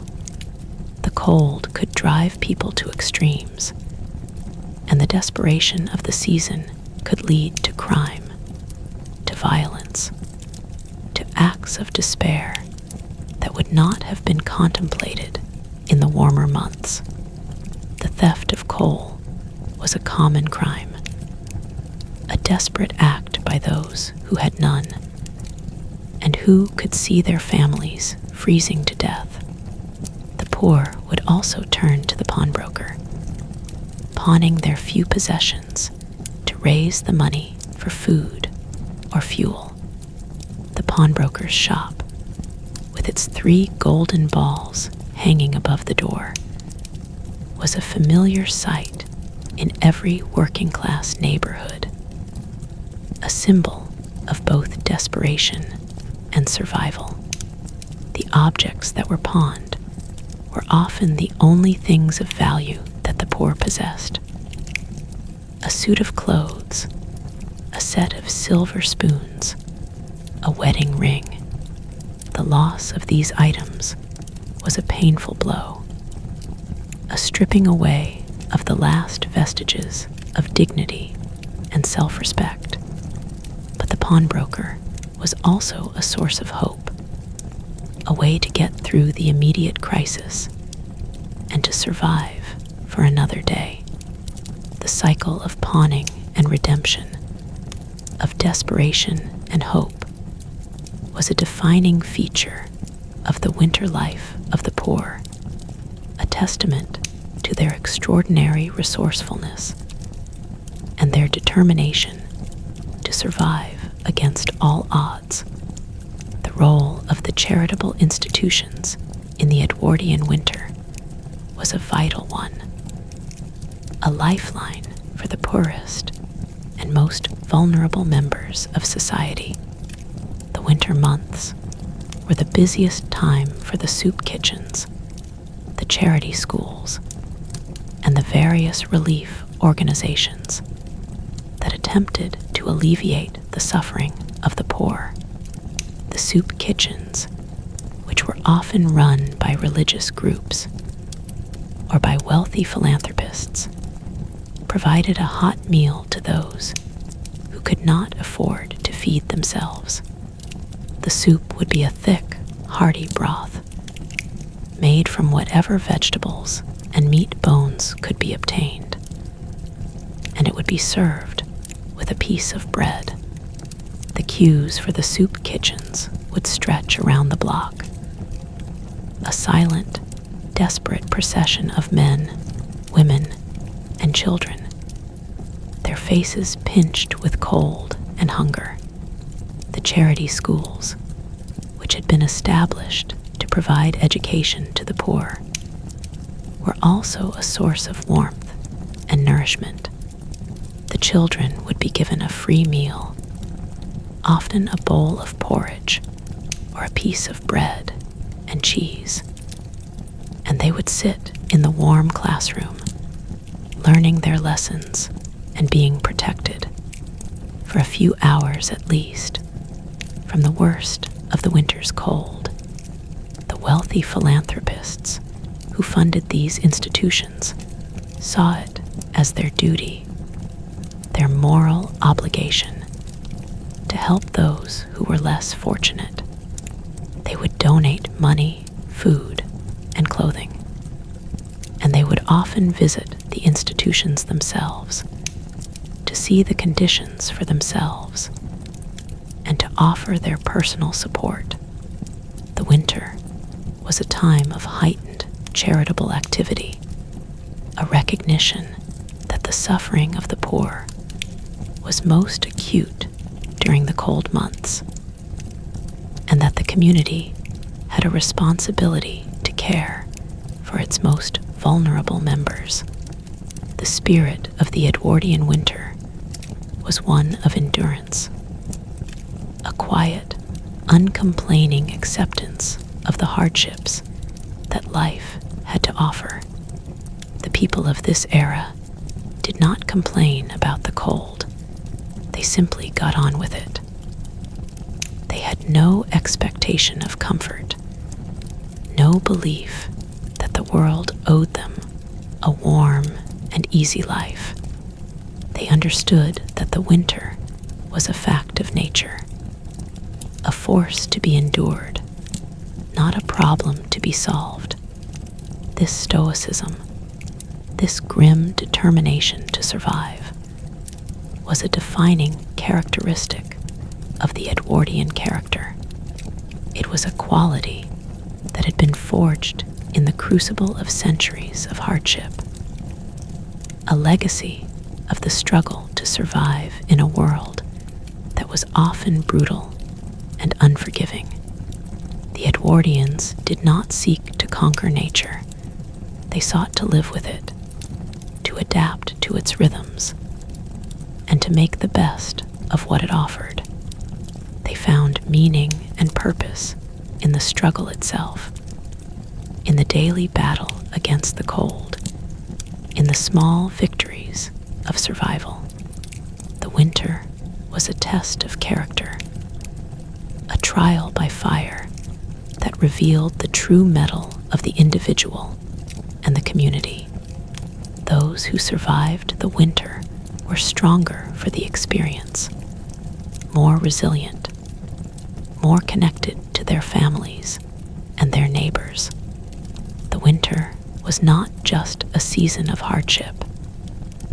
It was a season of growth, a time when the human spirit was forged and refined.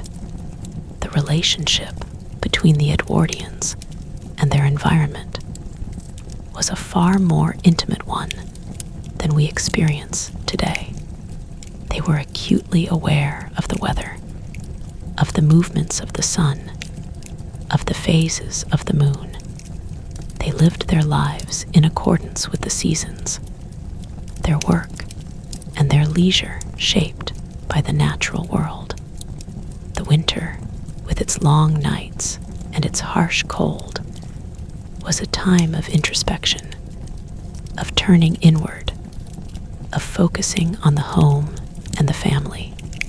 The Edwardians did not have the distractions of modern life, the constant stimulation of the media and the internet. They had to find their entertainment within themselves, within their families, within their communities. The winter evenings were a time for stories, for music, for the quiet contemplation of the fire. The mind, like the body, needed to be kept warm, to be fed with the nourishment of imagination and human connection. The Edwardians understood this implicitly, and their winter rituals reflected this understanding. The telling of stories around the fire, the singing of songs, the reading aloud of books. These were the activities that sustained the spirit, that kept the darkness at bay, and the light of hope burning in the heart. The winter of 1908-1909 was one of the most severe of the Edwardian era, a season that tested the nation's resilience to its very limits. The snow began to fall in early December and continued almost without interruption for weeks. The drifts were so deep that the railway lines were completely blocked, isolating entire communities for days at a time. The roads were impassable, and the horse-drawn transport ground to a halt. The food supplies began to run low, and prices soared, making it even harder for the poor to feed their families. The icy conditions caused a surge in accidents, with people slipping on the frozen pavements and breaking their limbs. The hospitals were overwhelmed, and the death rate from respiratory illnesses soared. The newspapers were filled with stories of hardship and heroism, of the efforts of the railway workers to clear the lines, of the bravery of the postmen who continued to deliver the mail, of the kindness of neighbors who shared their fuel and their food. The winter of 1908-1909 was a crisis that brought the nation together, a shared experience of suffering and endurance that forged a sense of common purpose. the government was forced to intervene, sending in troops to help clear the snow and to distribute food and fuel to the worst affected areas. The crisis was a wake-up call, a reminder of the vulnerability of the nation's infrastructure and the need for better preparation for future winters. It also served to highlight the immense disparities in wealth and opportunity that existed in Edwardian society, the chasm between the rich and the poor that was so starkly revealed in the depths of the winter freeze. The resilience of the Edwardian people in the face of the winter was not just a matter of physical endurance. It was also a matter of spirit. They possessed a deep, unshakable faith in their own ability to survive, a belief that was rooted in their traditions, their communities, and their faith. The church was a central pillar of this resilience, a source of comfort, guidance, and social support. The winter services, with their candles and their hymns, were a powerful source of solace, a reminder of the eternal light that shone in the darkness. The religious faith of the Edwardians was a genuine, heartfelt conviction, a belief in a divine plan that gave meaning to their suffering and hope for a better future. The winter was a time of spiritual reflection, a season when the mortality of the human condition was brought into sharp focus. The deaths of loved ones, the struggle to survive, the beauty of the snow-covered landscape, all of these were reminders of the power and the mystery of the divine. The Edwardians did not question their faith in the face of adversity. They embraced it, finding in it the strength to endure. The Edwardian winter was, in the end, a profound teacher.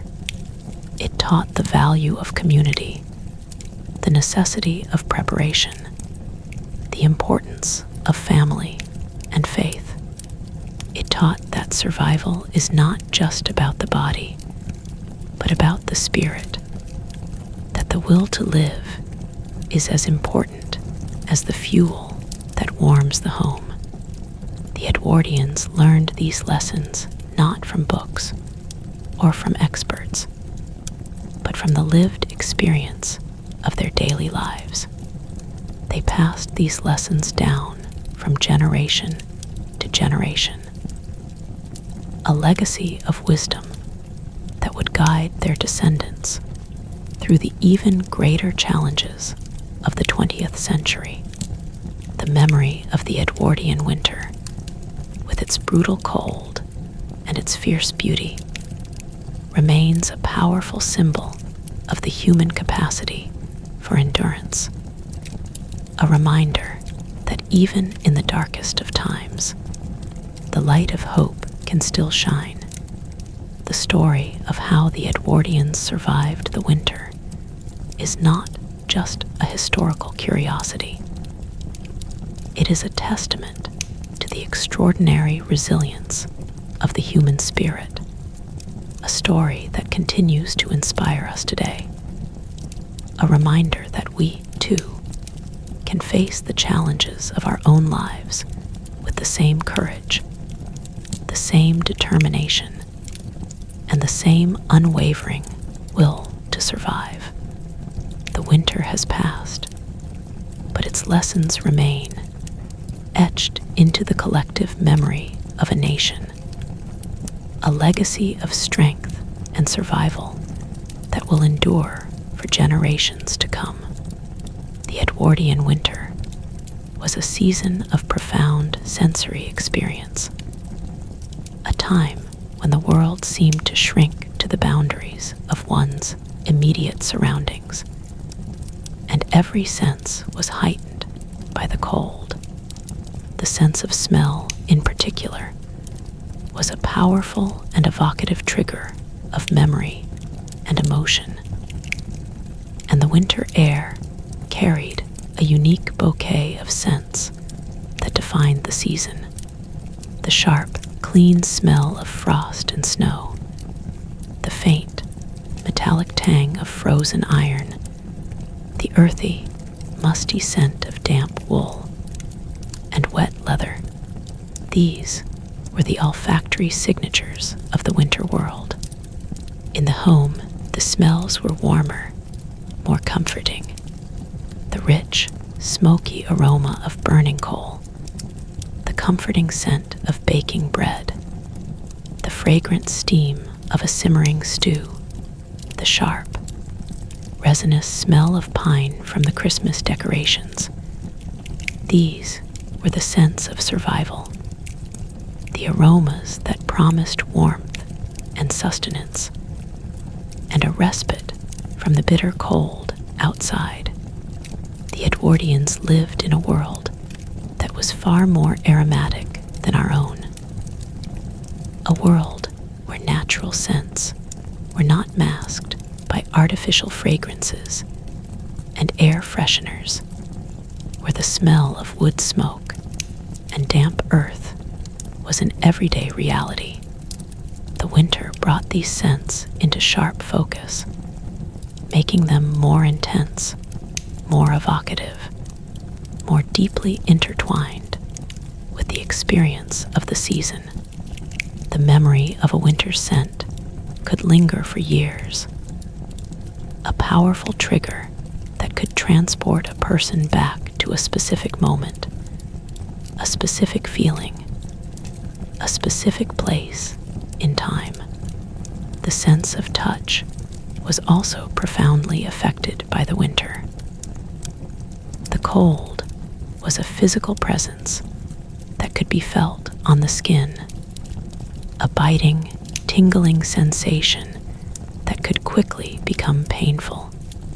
The Edwardians were constantly aware of the temperature of their surroundings, of the contrast between the warmth of the fire and the chill of the air, of the cold seeping through their clothes and into their bones.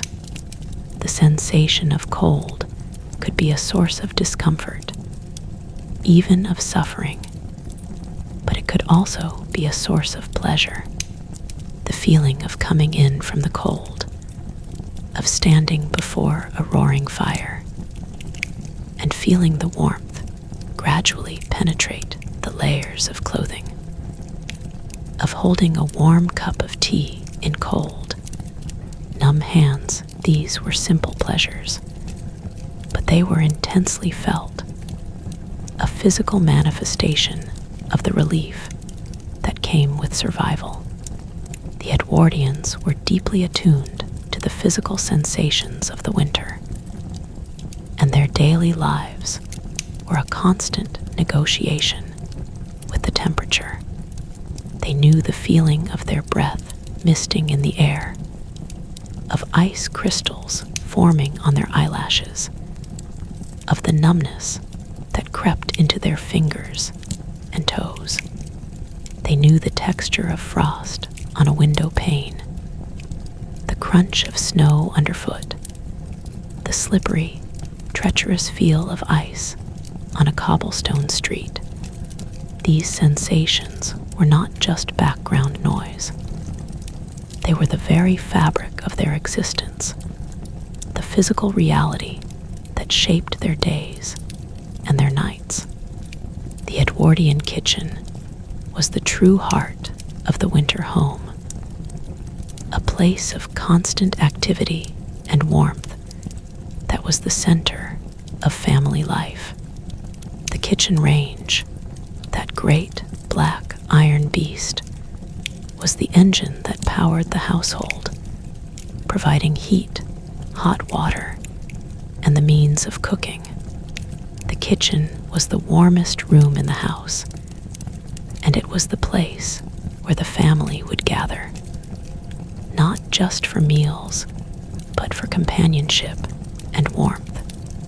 The range was a marvel of Victorian and Edwardian engineering, a complex piece of machinery that could be used for cooking, baking, roasting, and heating water. It had multiple ovens, a hot plate, and a boiler, and it was capable of producing a prodigious amount of heat.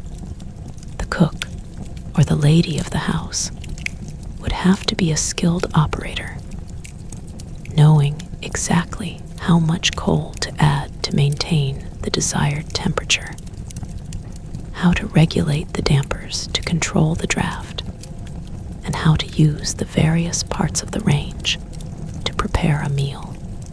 The range was a demanding mistress, requiring constant attention and fuel, but it was also a generous provider, rewarding its keeper with warmth and good food.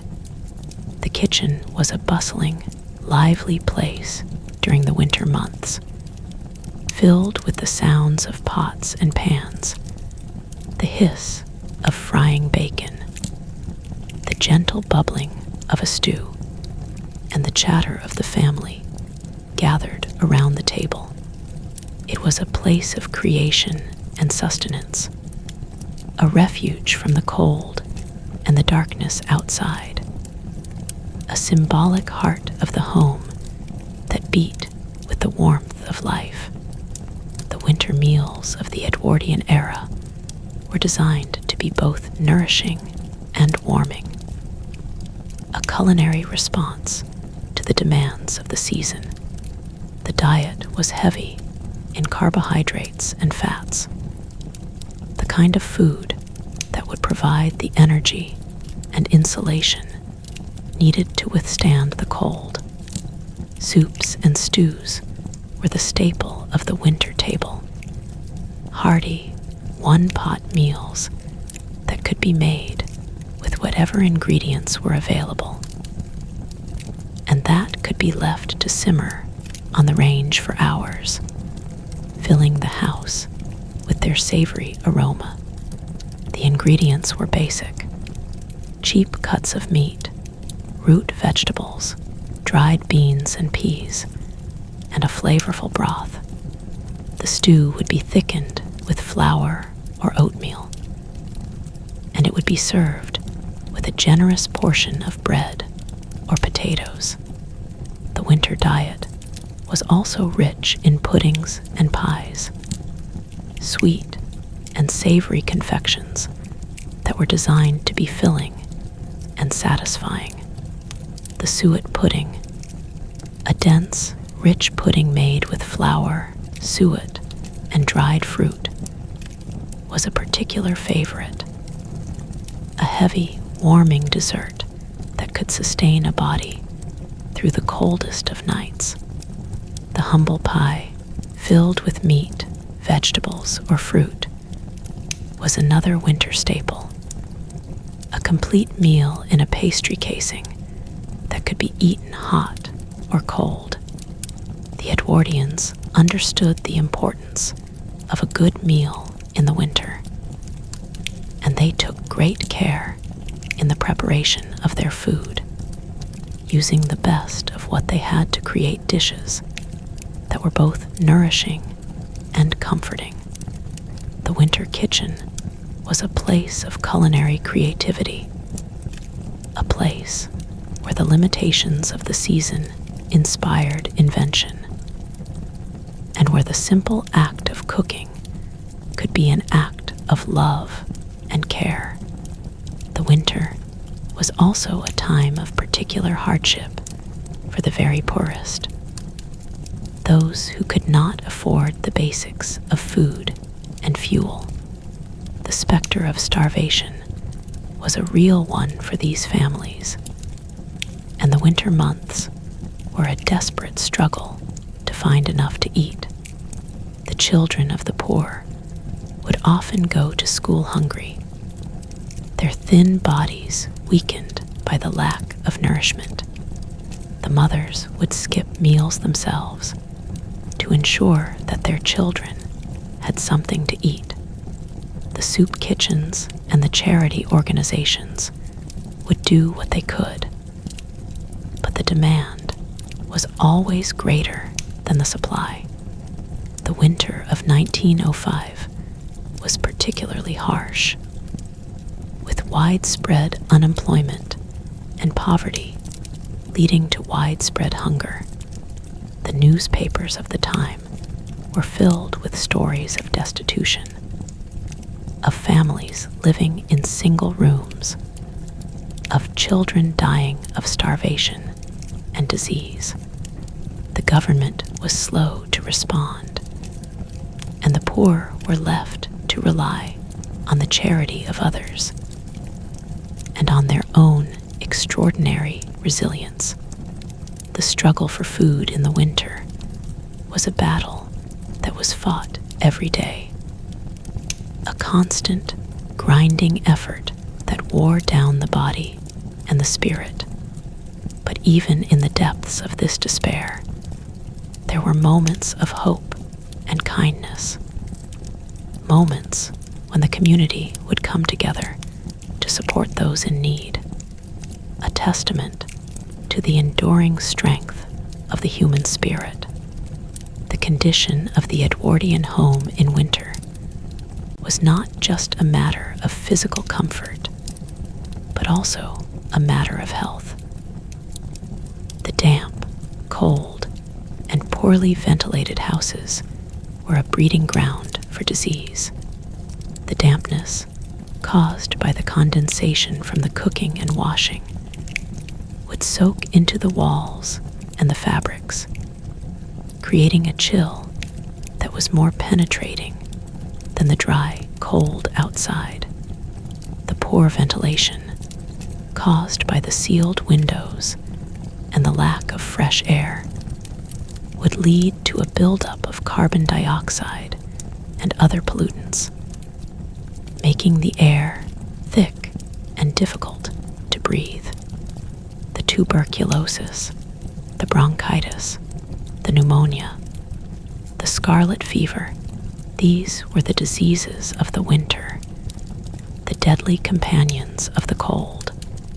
The doctors of the time were well aware of the link between housing conditions and health, and they would often prescribe fresh air as a cure, a recommendation that seemed paradoxical in the depths of winter.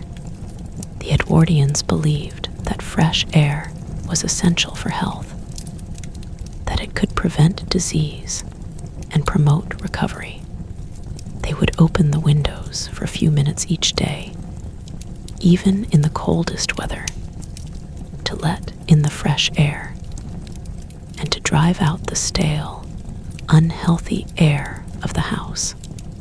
This practice, while well-intentioned, often did more harm than good, as the sudden blast of cold air could be a shock to the system and could exacerbate respiratory conditions.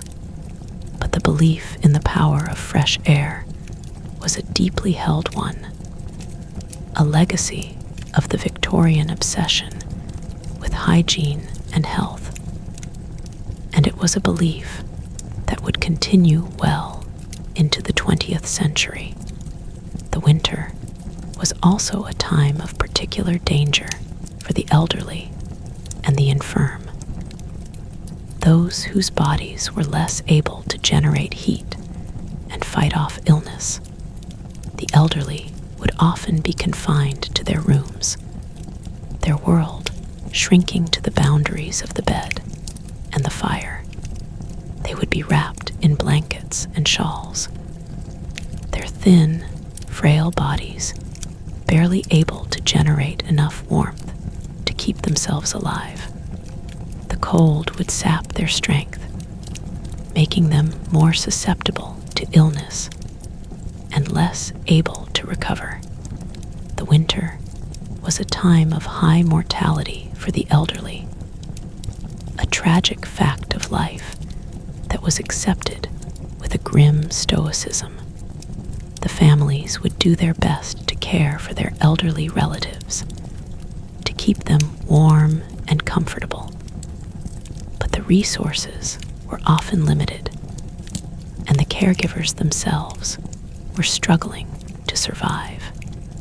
The death of an elderly family member in the winter was a common occurrence, a loss that was mourned, but also expected, a part of the cycle of life that was as natural as the changing seasons. The Edwardians understood this cycle, they accepted it, and they found in it a kind of peace, a resignation to the inevitable that was rooted in their faith and their traditions. The role of the physician in the Edwardian winter was a challenging one. The doctors would make their rounds, traveling from house to house in their horse-drawn carriages, braving the cold and the snow to visit their patients. The doctor's bag would contain the tools of his trade, the stethoscopes, the thermometers, the bottles of medicine, the scalpels, and the bandages. The doctor would examine his patients, listen to their lungs, take their temperature, and prescribe a course of treatment. The treatment was often limited, the medicine of the day being largely ineffective against the major killers of the winter. The doctor could offer comfort, reassurance, and palliative care, but he could not cure tuberculosis or pneumonia. He could only watch as his patients struggled to survive, doing what he could to ease their suffering. The doctor was a figure of authority and respect, a man whose knowledge and skill were valued. But he was also a man who was constantly confronted with the limits of his own power, the fragility of life, and the relentless power of the disease. The winter was a test of the doctor's skill and his compassion, a season when he would see the best and the worst of human nature, when he would be called upon to make the most difficult of decisions and to offer comfort in the face of death. The Edwardian winter was also a time of intellectual and cultural activity, a season when the long, dark evenings were used for reading, writing, and the pursuit of knowledge.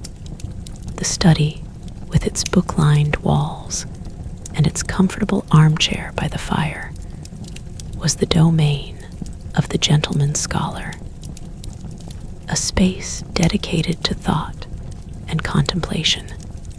The winter was a time for reading, for delving into the great works of literature, history, and philosophy. The evenings would be spent in quiet concentration, the only sound being the crackling of the fire and the turning of pages. The Edwardians were a literate people, and the printed word was a vital source of entertainment and information. The newspapers, the magazines, the novels, these were the companions of the winter evenings, the portals to other worlds, the sources of ideas and inspiration. The winter was also a time for writing, for the composition of letters, diaries, and memoirs. The Edwardians were prolific letter writers, and the winter months were a time when they would correspond with friends and family, sharing news, exchanging ideas, and maintaining the ties that bound them together. The written word was a form of connection, a way of reaching out across the miles, a way of combating the isolation of the winter season. The study, with its its warm glow and its quiet atmosphere, was a sanctuary of the mind, a place where the chill of the winter could be forgotten in the warmth of intellectual engagement. The Edwardian winter was a season of profound paradoxes. It was a time of great hardship and suffering, but it was also a time of great beauty and spiritual depth. The cold was a force of destruction, but it was also a force of creation, sculpting the landscape into works of art, creating the delicate patterns of frost, the crystalline perfection of the snowflake. The winter was a time of darkness, but it was also a time of light, of the warm, golden glow of the fire, of the soft, silver light of the moon on the snow. The Edwardians embraced these paradoxes, finding in them a source of meaning and inspiration. The Edwardian winter was a season that demanded a particular kind of vigilance, a constant awareness of the world beyond the threshold and the dangers it could present. The weather was unpredictable, and the ability to read its signs and prepare for its changes was a skill that was essential for survival. The Edwardians would study the sky, the wind, and the behavior of animals, looking for the subtle clues that would tell them what was coming. A ring around the moon, they believed, was a sign of approaching rain or snow, a folk wisdom that had been passed down through generations. The flight of birds, the movement of cattle, the behavior of their own domestic animals, all of these were portents, signs that could help them to anticipate the weather and to prepare for its challenges. The daily weather forecast, as we know it today, did not exist, and the Edwardians relied on their own observations and the accumulated wisdom of their communities to guide them. They understood that the winter was a living force, a presence that was constantly in motion, and they learned to adapt to its rhythms and to respect its power. The winter landscape was a map of potential dangers. The frozen puddles that could cause a fall, the snow-covered branches that could break and fall without warning, the treacherous ice on the steps and the pathways. The Edwardians moved through this landscape with caution, their senses alert, their bodies prepared for the challenges that lay ahead. The care of the domestic animals was another crucial aspect of winter survival. The horses, the cows, the sheep, the pigs, the chickens, all of these animals were dependent on their human caretakers for their survival through the cold months. The horses, which were the primary mode of transportation and the engines of the economy, required particular attention. They would be stabled at night, their bodies covered with thick blankets to keep them warm, their hooves regularly inspected for the signs of frostbite or injury. The horses would be fed a diet of hay, oats, and bran, a high-energy meal that would provide them with the fuel they needed to work in the cold. The water troughs would have to be checked regularly to ensure that they had not frozen, and the ice would have to be broken with a hammer or a pick. The horses were not just property, they were partners, working animals that shared in the hardships of the winter, and that were essential to the survival of the community. The care of the horses was a daily responsibility, a ritual that was performed with care and with respect.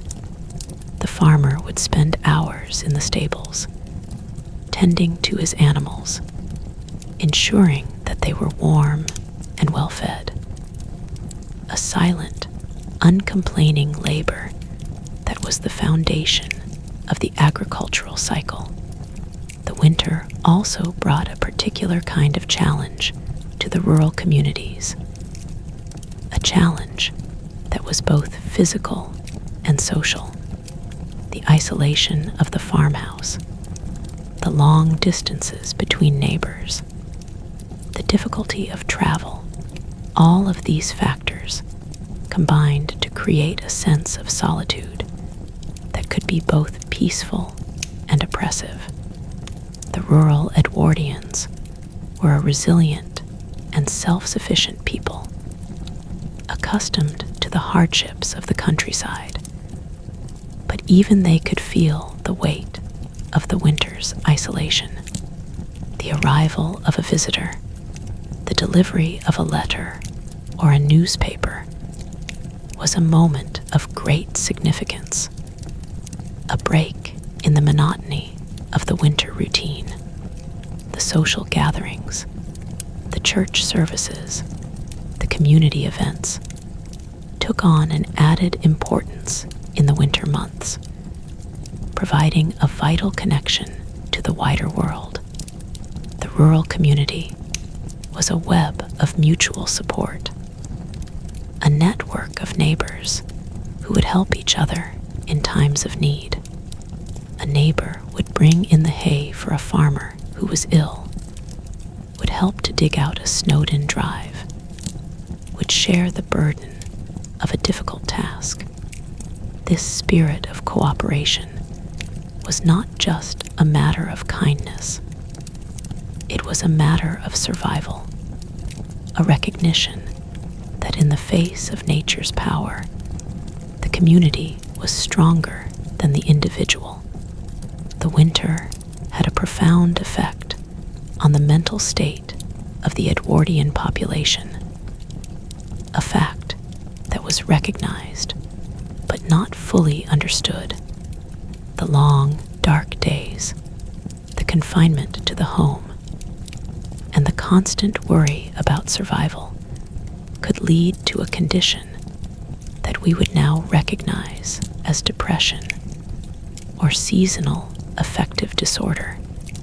The Edwardians called it the gloom, a pervasive sense of melancholy that would settle over the spirit like the winter fog. The gloom was a common experience, a part of the winter that was as real as the cold itself. The remedies for the gloom were varied. The lighting of the fire, the gathering of the family, the singing of songs, the telling of stories. The Edwardians understood, in their own way, that the spirit needed to be fed as much as the body, that the warmth of human connection was as essential as the warmth of the fire. The winter was a time to turn inward, to cultivate the inner resources that would sustain them through the dark months, to find joy in the small pleasures of life. The psychological resilience of the Edwardians was a remarkable thing, a quality that was forged in the crucible of hardship, and that was passed down from generation to generation. The winter was also a time of great spiritual significance for the Edwardians. The Christian faith, which was the dominant religion of the era, provided a framework for understanding and coping with the hardships of life. The winter was a season of reflection, of preparation for the coming of Christ, of hope for the redemption that would follow the darkness. The Advent season, the 4 weeks leading up to Christmas, was a time of prayer, fasting, and spiritual preparation, a period of quiet contemplation that contrasted with the secular celebrations that followed. The church was a central part of the winter experience, a place of sanctuary, community, and solace. The services were held in the cold, often unheated churches, but the presence of the congregation, the warmth of the candles, and the beauty of the hymns created a sense of spiritual warmth that transcended the physical cold. The Edwardians found in their faith a source of strength, a belief in a divine plan that gave meaning to their suffering and hope for a better future. The winter was a reminder of the fragility of human life, but it was also a reminder of the eternal nature of the soul, a belief that sustained them through the darkest of times.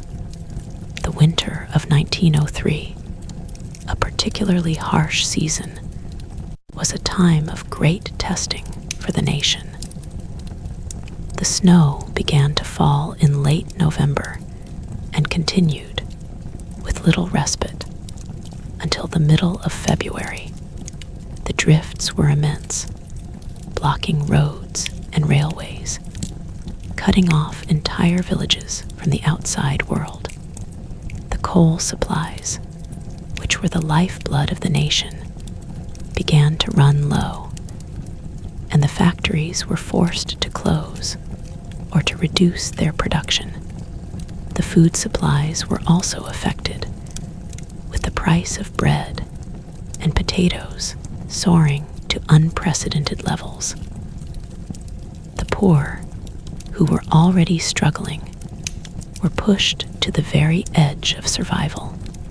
The soup kitchens were overwhelmed, and the charitable organizations were forced to ration their supplies.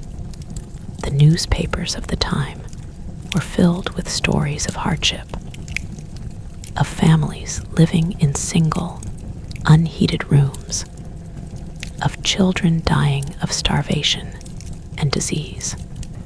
The government was slow to respond, but the public outcry eventually forced them to act, distributing food and fuel to the worst affected areas and providing temporary shelter for the homeless.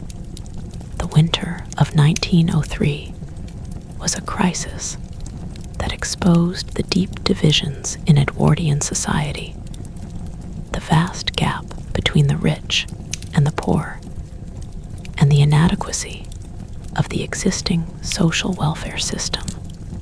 It was a wake-up call, a reminder that the nation's prosperity was built on a fragile foundation, and that the survival of the most vulnerable members of society could not be taken for granted. The winter also had a profound impact on the landscape of the Edwardian countryside, transforming it into a world of stark, austere beauty.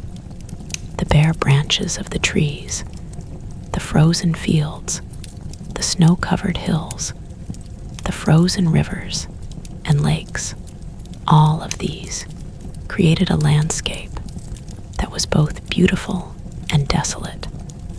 The Edwardians found in this landscape a source of inspiration, a reminder of the power of nature and the beauty of the natural world. The winter landscape was a subject for artists, poets, and writers who sought to capture its essence and to convey its emotional impact. The great poets of the era, such as Thomas Hardy and A.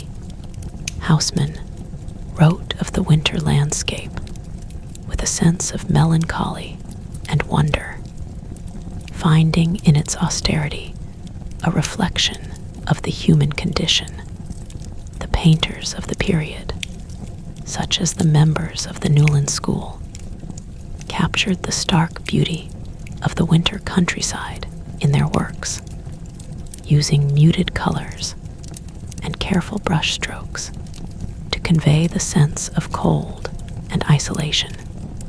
The winter landscape was not just a background to the lives of the Edwardians. It was a part of their consciousness, a source of inspiration and reflection, a reminder of the power and the mystery of the natural world. The Edwardian winter was a season of preparation, a time when the nation would ready itself for the challenges of the coming year. The farmers would use the winter months to repair their equipment, to mend their fences, and to plan for the spring planting. The craftsmen and tradesmen would use the slower months to complete their orders, to build up their stocks, and to prepare for the spring trade. The housewives would use the winter months to make and mend clothes, to preserve the last of the autumn's produce, and to prepare for the coming season of renewal. The winter was a time of quiet industry, a period of rest and preparation that was essential for the prosperity of the coming year. The Edwardians understood the importance of this preparation, and they approached it with a diligence and a sense of purpose that was born of necessity. The winter was not a time of idleness. It was a time of active preparation, a season that was essential for the survival and the prosperity of the community. The Edwardian winter was a time of great endurance, a period when the human body was pushed to its limits, and when the resilience of the human spirit was tested to the full. The cold, the damp, the hunger, the illness, these were the challenges that the Edwardians faced on a daily basis. They met these challenges with a stoicism and a determination that is humbling to contemplate, a refusal to give in to despair or to be defeated by the elements. Their survival was not just a matter of luck. It was a matter of will, of the sheer determination to live, to overcome, to find meaning in the struggle. The Edwardians were a people of great strength and great courage, and their story is a testament to the extraordinary capacity of the human spirit to endure. The winter was a crucible, a test of character, and the Edwardians emerged from it stronger and more resilient than before. The lessons they learned, the skills they acquired, and the values they embodied would be passed down to future generations, a legacy of resilience that would sustain the nation through the even greater challenges of the 20th century. The winter of 1909, the last winter of the decade, was a season of transition, a time when the old world was giving way to the new. The motor car was beginning to appear on the roads, a new and revolutionary form of transportation that would eventually replace the horse-drawn carriage. The new technologies of the modern age were beginning to make their presence felt, and the old ways of life were slowly beginning to change. The winter was still a time of hardship, but the future was was beginning to look different. The Edwardians could sense that the world was changing, that the old certainties were dissolving, and that a new era was dawning. The winter of 1909 was a season of endings and beginnings, a time when the past was fading and the future was uncertain. The Edwardians faced this transition with a mixture of hope and apprehension, their faith in the future tempered by a deep respect for the traditions of the past. The winter was, as always, a time of reflection, a season when the nation would pause to take stock of its achievements and to prepare for the challenges that lay ahead. The legacy of the Edwardian winter lives on in the traditions and the values that were forged during that harsh and demanding season. The spirit of community, the importance of preparation, the value of resilience, the belief in the power of faith, and the strength of the human spirit. These are the lessons that the Edwardians left behind. Their story is a reminder that we are not the first to face hardship, nor will we be the last, and that the capacity for endurance is a universal human quality that transcends time and place. The Edwardians survived the brutal winters, not because they were stronger than we are, but because they had the courage to face the cold and the determination to overcome it. Their legacy is a powerful one, a testament to the extraordinary resilience of the human spirit, and a source of inspiration for all those who face the challenges of life.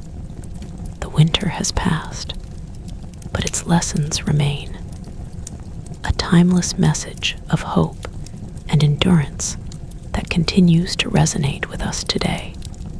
The Edwardians are gone, but their story endures, a reminder of the power of the human will and the eternal promise of renewal that lies at the heart of the winter season.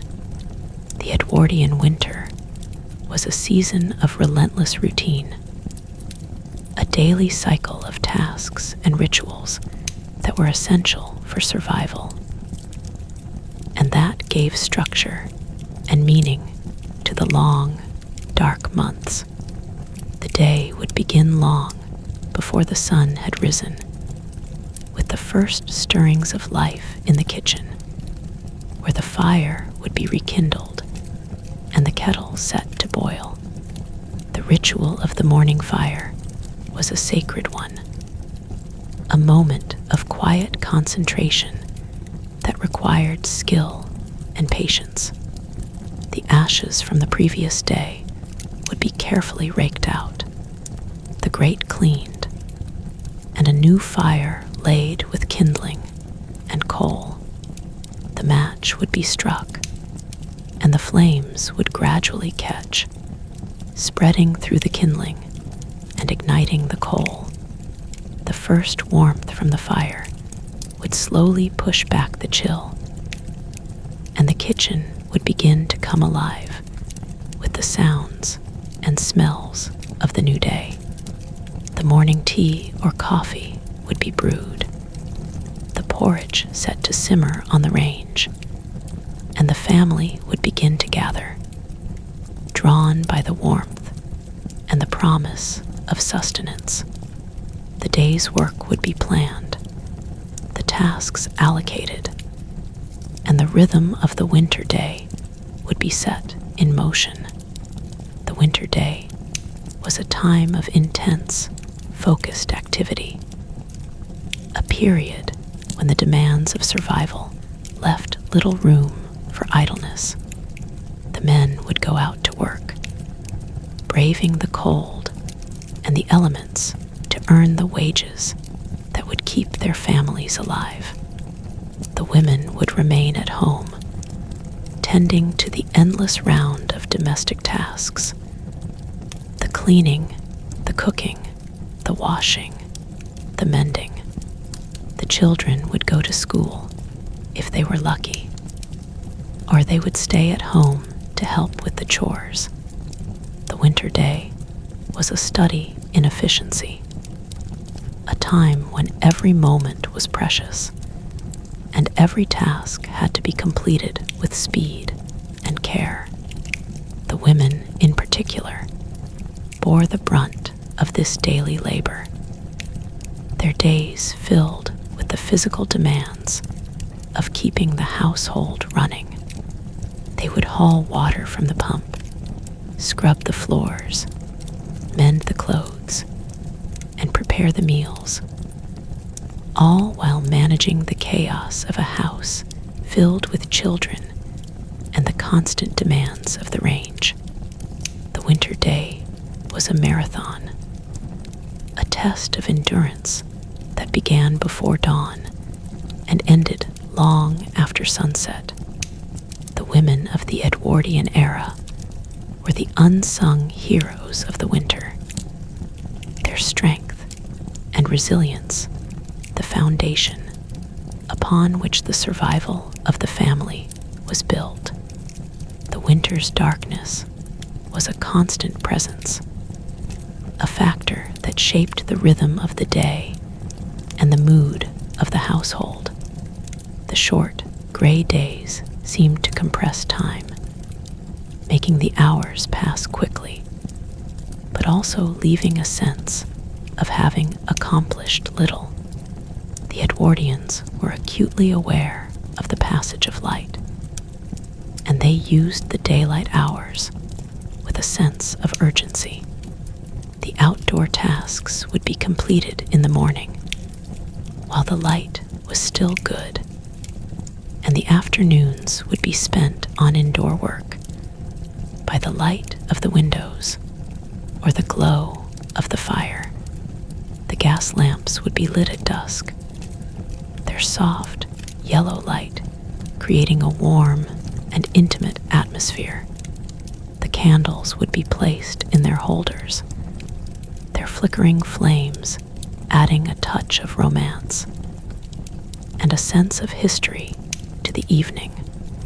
The winter evening was a time to draw the curtains, to shut out the cold and the darkness, and to turn inward to the warmth of the fire and the company of the family. The evening was a time of rest and relaxation, a time to read, to talk, to play games, or simply to sit and watch the fire. The Edwardians were masters of the art of quiet contentment. Their appreciation for the simple pleasures of life, honed by the hardships of the season. The economic pressures of the Edwardian winter were immense, and the struggle to make ends meet was a constant preoccupation for the working classes. The winter months were a time of reduced income and increased expenditure, a double blow that could push a family to the brink of destitution. The men who worked in seasonal trades, such as agriculture or the building industry, would often find themselves out of work for weeks at a time, their wages lost to the cold and the snow. The families would have to rely on their savings, on the charity of others, or on the meager income from odd jobs and piecework. The women would take in washing, or they would make and mend clothes, or they would take in boarders to supplement the family income. The winter was a time of belt-tightening, a period when every penny had to be counted and every expenditure carefully considered. The pawn shop was a familiar sight in the working-class neighborhoods place where families could raise a little cash by pawning their valuables. The wedding ring, the silver spoons, the best suit of clothes, all would be pawned to get through the winter, to pay the rent, to buy food, to keep the family warm. The cycle of pawning and redeeming was a constant source of stress, a reminder of the precariousness of their existence and the constant threat of destitution. The winter's cold could also have a devastating effect on the employment opportunities of the working classes. The construction sites would be closed, the factories would reduce their output, and the demand for labor would drop. The men who were lucky enough to have steady jobs would often have their wages cut, as their employers struggled to maintain their profits in the face of the winter slowdown. The unemployment rate would spike during the winter months, and the streets would be filled with desperate men looking for work. The workhouses, those dreaded institutions of the poor law, would see a sharp increase in their numbers as the desperate and the destitute sought shelter from the cold. The workhouse was a place of last resort, a place where families would be separated, where the inmates would be subjected to harsh discipline and degrading conditions. The fear of the workhouse was a powerful motivator, driving the poor to do whatever they could to avoid its grasp. The winter was a time when the specter of the workhouse loomed large, a constant reminder of the fragility of their existence and the consequences of failure. The winter was also a time of intense social stratification, a period when the gap between the rich and the poor was most starkly visible. The wealthy would retreat to their comfortable homes, insulated from the worst of the cold by their wealth and their servants. The poor would struggle to survive in their cold, damp, overcrowded dwellings. There lives a daily battle against the elements. The contrasts were visible everywhere. In the warm, well-lit shops of the wealthy neighborhoods, and the dark, empty windows of the poor, in the hearty meals of the rich, and the meager, gruel-like fare of the poor, in the thick, warm clothing of the upper classes, and the thin, ragged clothes of the working class. The winter was a season of social observation, a time when the inequalities of Edwardian society were laid bare. The charity of the wealthy, while often genuine and well-intentioned, could also be condescending, a way of reinforcing the social hierarchy and maintaining the status quo. The poor, for their part, were expected to be grateful for whatever help they received, to accept their lot in life without complaint, and to demonstrate the humility and subservience that was expected of their class. The winter was a time when the social order was both reinforced and challenged, a season when the tensions between the classes could simmer beneath the surface of polite society. The Edwardian winter also had a profound impact on the nation's health, a fact that was recognized by the public health authorities of the time. The winter months were the peak season for infectious diseases, and the overcrowded, poorly ventilated homes of the poor were the perfect breeding ground for epidemics.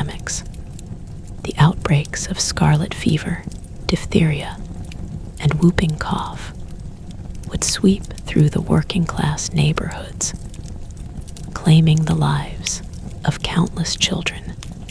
The influenza pandemics, which occurred with some regularity, would spread rapidly through the population, overwhelming the hospitals and the doctors.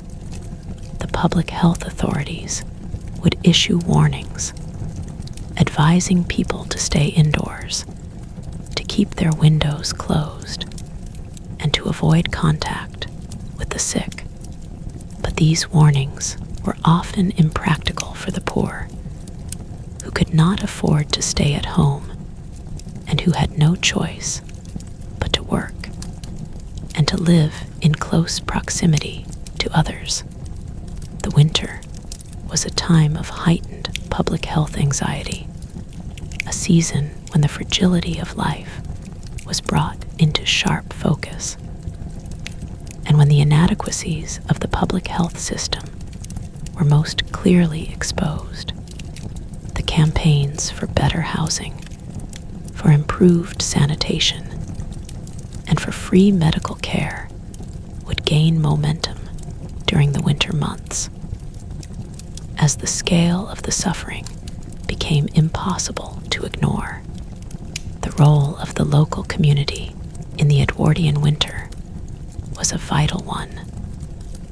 A network of mutual support that provided a crucial safety net for those who were struggling. The neighbors would look out for each other, sharing food, fuel, and companionship.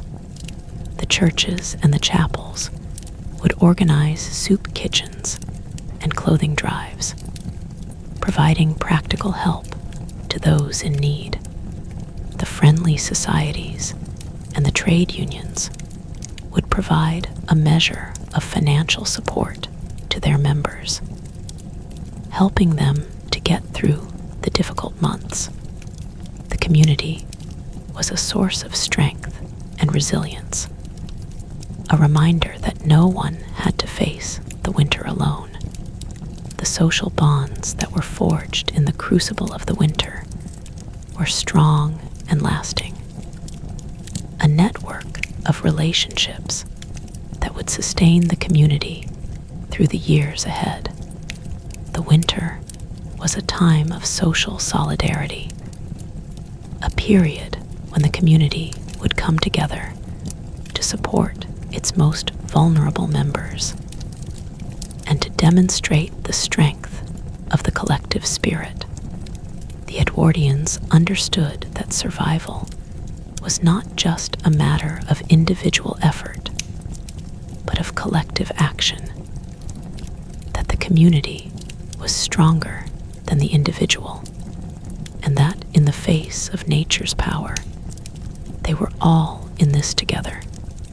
The winter was also a time of great intellectual and cultural activity, a season when the long, dark evenings were used for learning and self-improvement. The mechanics institutes and the public libraries, which had been established in the 19th century, were a vital resource for the working classes, providing access to books, newspapers, and lectures. The winter months were a time when the workers could educate themselves, could learn new skills, and could improve their prospects.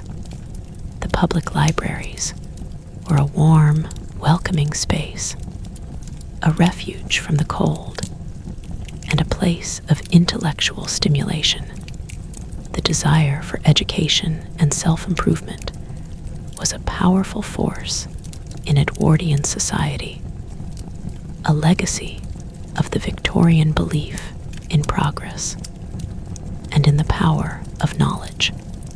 The winter was a time when this desire could be fulfilled, a season when the mind could be exercised and expanded, even as the body was confined to the home. The Edwardians were a people who valued learning, and the winter was a time when they could devote themselves to the pursuit of knowledge, a pursuit that was both a form of entertainment and a path to a better future. The winter was also a time of great creativity, a season when the artistic impulse would find expression in the intimate setting of the home. The women would spend their evenings embroidering, knitting, and crocheting, creating beautiful and functional objects that would add warmth and beauty to the home. The men would carve wood, build furniture, or repair their tools, their hands finding expression in the creation of useful and lasting objects. The winter was a time when the arts and crafts movement, which had emerged in the late 19th century, found a receptive audience, a season when the value of handmade objects and the importance of craftsmanship were most clearly appreciated. The Edwardians understood that the home was a reflection of the self, that the objects they created and surrounded themselves with were a form of self-expression, a way of creating a beautiful and meaningful environment in a world that was often cold and harsh. The winter was a time when this creative impulse could flourish, a season when the hands and the mind could work together to create something of lasting value. The Edwardian winter was a season of great spiritual significance, a time when the inner life of the individual was nurtured and cultivated. The practice of meditation and reflection was a common one, a way of finding meaning and purpose in the midst of the winter's darkness. The Edwardians would spend their quiet moments in prayer, in contemplation, in the simple act of being present in the moment. The winter was a time of turning inward, of connecting with the deeper currents of the soul, of seeking the light that could be found within. The belief in a divine presence, in a guiding hand that watched over them, was a source of comfort and strength, a reassurance that they were not alone in their struggle. The winter was a time of spiritual deepening, a season when the soul could be nourished and strengthened, a preparation for the renewal that would come with the spring. The Edwardians' spirituality was a practical one, a belief that was rooted in the realities of their daily lives, and that provided them with the strength and the resilience to face the challenges of the winter. The legacy of the Edwardian winter is a complex one, a mixture of hardship and resilience, of suffering and creativity. The Edwardians survived the brutal winters, not because they were stronger than we are, but because they had the courage to face the cold and the determination to overcome it. Their story is a testament to the extraordinary capacity of the human spirit to endure, to adapt, and to find meaning in the face of adversity. The winter was a crucible, a time of testing and refinement, a season that revealed the true character of a people. The Edwardians emerged from the winter stronger and more resilient, their community bonds fortified, their faith deepened, their values clarified. The lessons they learned, the skills they acquired, and the traditions they established were passed down to future generations, a legacy of resilience that would sustain the nation through the even greater challenges of the 20th century. The memory of the Edwardian winter lives on, a powerful reminder of the strength of the human spirit and the eternal promise of renewal that lies at the heart of the winter season. The winter has passed, but its lessons remain, etched into the collective memory of a nation, a timeless message of hope and endurance that continues to inspire us today. The Edwardian winter was a season of profound contrasts, and perhaps nowhere was this more evident than in the distinction between the urban and rural experiences of the cold. The great cities of the era, with their teeming populations and their industrial might, faced a winter that was very different from the quiet, snowbound existence of the countryside.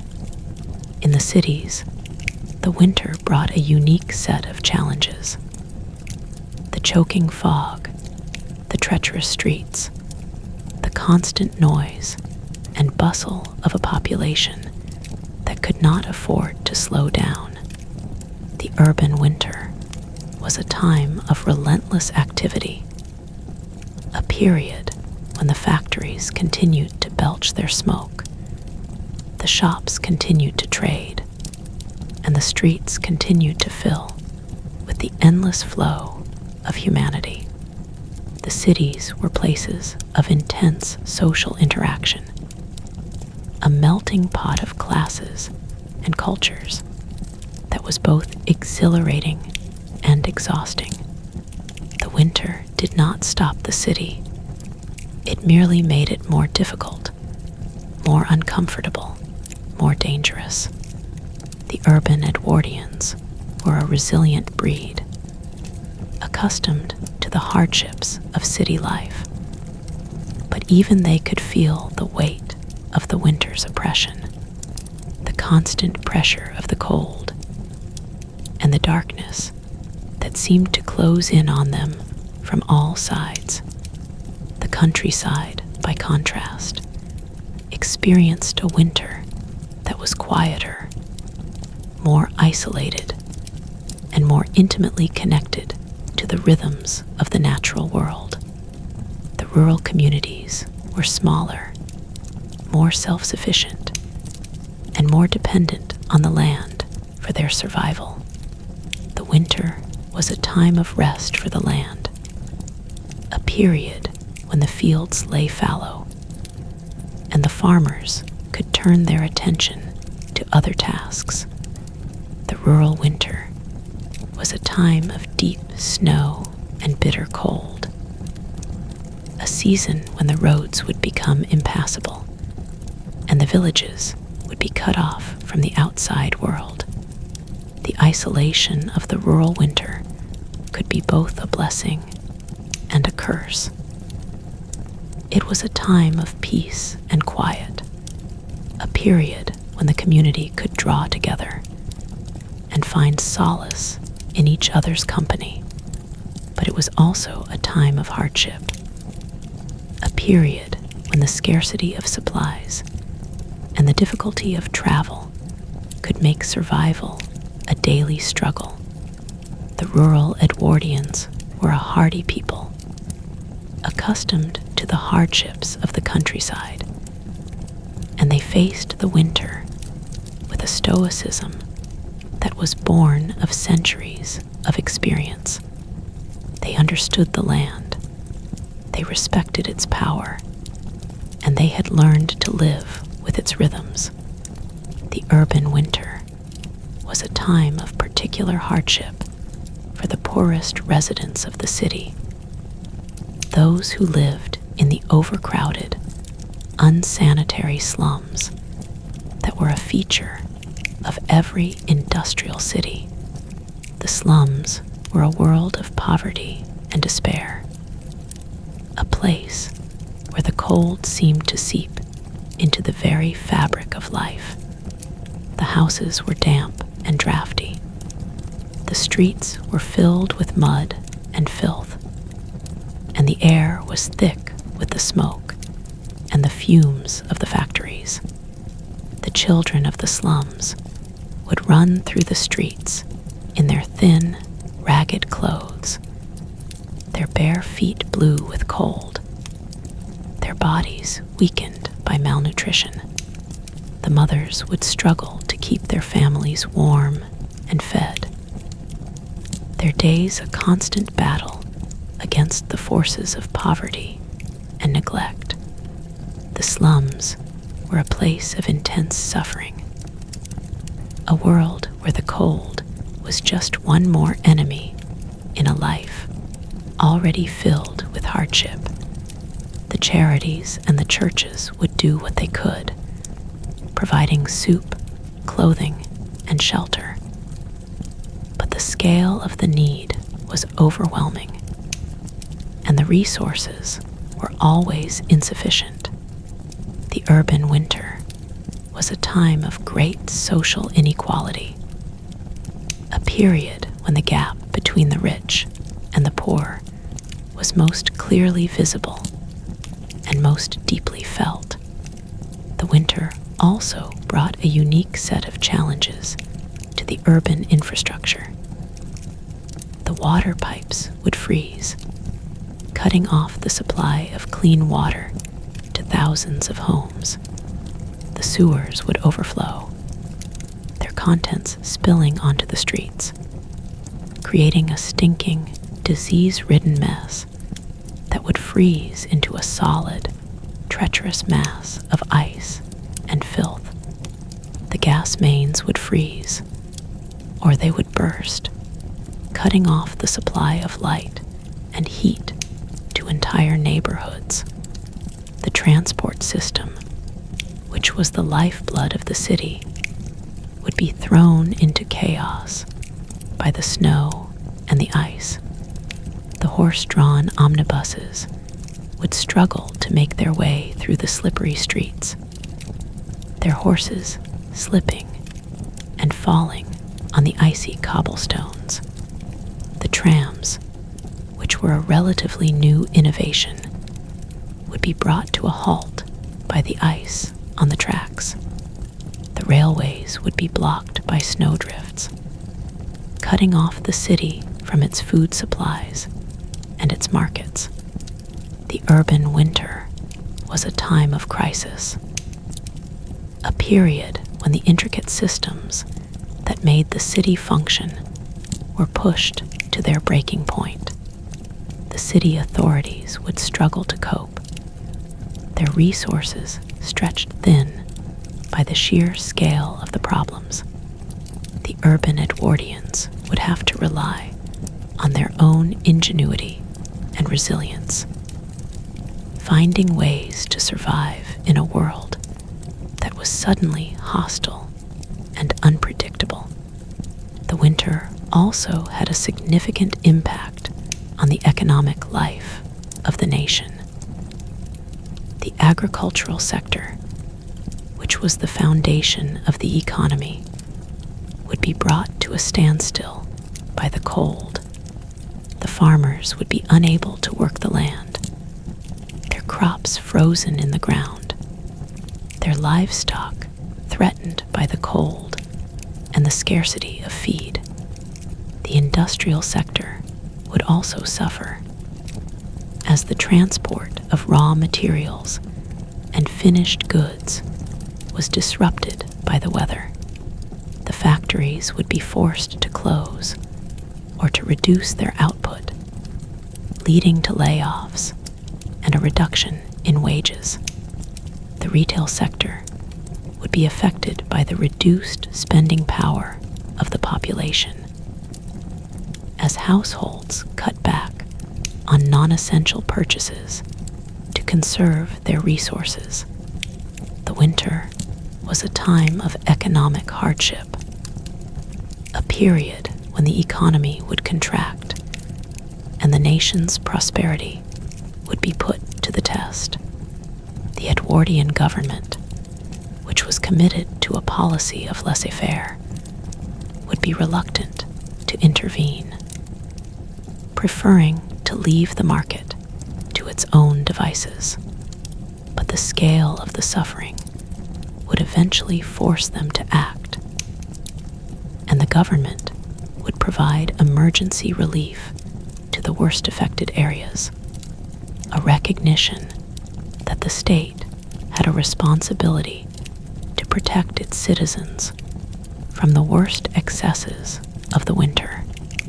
The winter was also a time of great political activity, a season when the social and political tensions of the era would come to the surface. The winter months were a time of protest and agitation, as the working classes would demand better conditions, higher wages, and the right to organize. The trade unions would use the winter as a time to build their membership and to prepare for the struggles that lay ahead. The political meetings and rallies would be held in the cold, unheated halls, the speaker's breath misting in the air as they exhorted their audiences to action.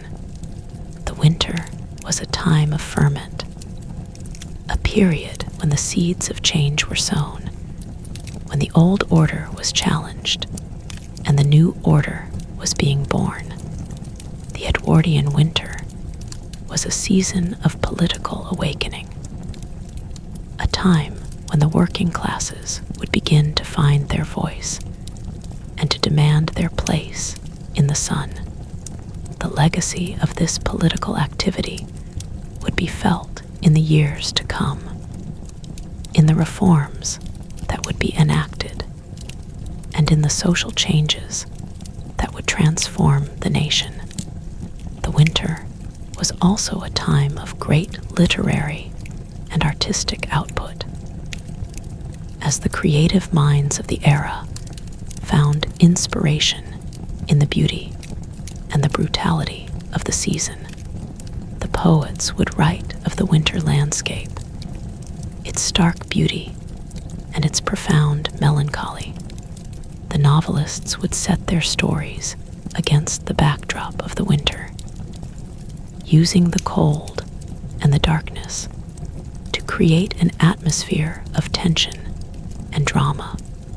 The painters would capture the winter light, the way it played on the snow and the ice, the way it transformed the familiar landscape into something strange and beautiful. The Edwardian winter was a muse, a source of inspiration that fueled the creative imagination. The artists and the writers of the era were deeply influenced by the winter, and their work reflects the complex and often contradictory emotions that the season evoked. The winter was a time of introspection, a period when the mind could turn inward and explore the depths of the human experience. The creative output of the Edwardian winter was a testament to the resilience of the human spirit, a reminder that even in the darkest of times, the light of creativity could shine. The winter of 1904 was a season of particular hardship for the fishing communities of the coast. The storms that raged across the North Sea would keep the fishing boats in port for weeks at a time, their catches lost to the fury of the elements. The fishing families would face a winter of near starvation, their incomes gone, their larders empty. The women would take in washing or do piecework to supplement the family income. But the work was scarce, and the pay was low. The children would go to school hungry, their thin bodies shivering in the cold.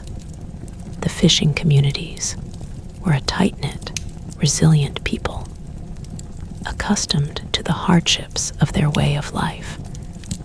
But even they could be broken by the relentless power of the winter. The winter of 1904 was a time of great suffering, a period when the community would have to pull together to survive. The neighbors would share their food, their fuel, and their hope, and they would find in each other the strength to endure. The spirit of the fishing communities was a powerful one, a testament to the extraordinary resilience of the human spirit in the face of nature's power. The winter would pass, and the spring would come, but the memory of the winter of 1904 would linger, a reminder of the fragility of life and the importance of community. The Edwardian winter was also a season of great religious fervor, a time when the churches and the chapels would be filled with the faithful seeking solace and guidance.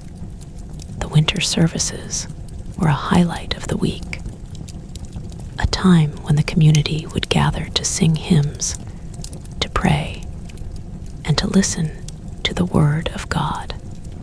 The churches were often cold and drafty, but the presence of the congregation and the warmth of their devotion would create a sense of spiritual warmth that transcended the physical cold. The sermons would speak of endurance, of faith, of the promise of redemption.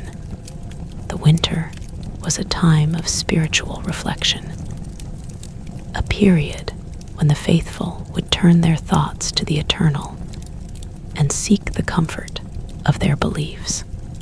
The church was a source of strength and support, a place where the burdens of life could be laid down and where the hope of a better future could be nourished. The Edwardians' faith was a practical one, a belief that was rooted in the realities of their daily lives, and that provided them with the courage and the resilience to face the challenges of the winter.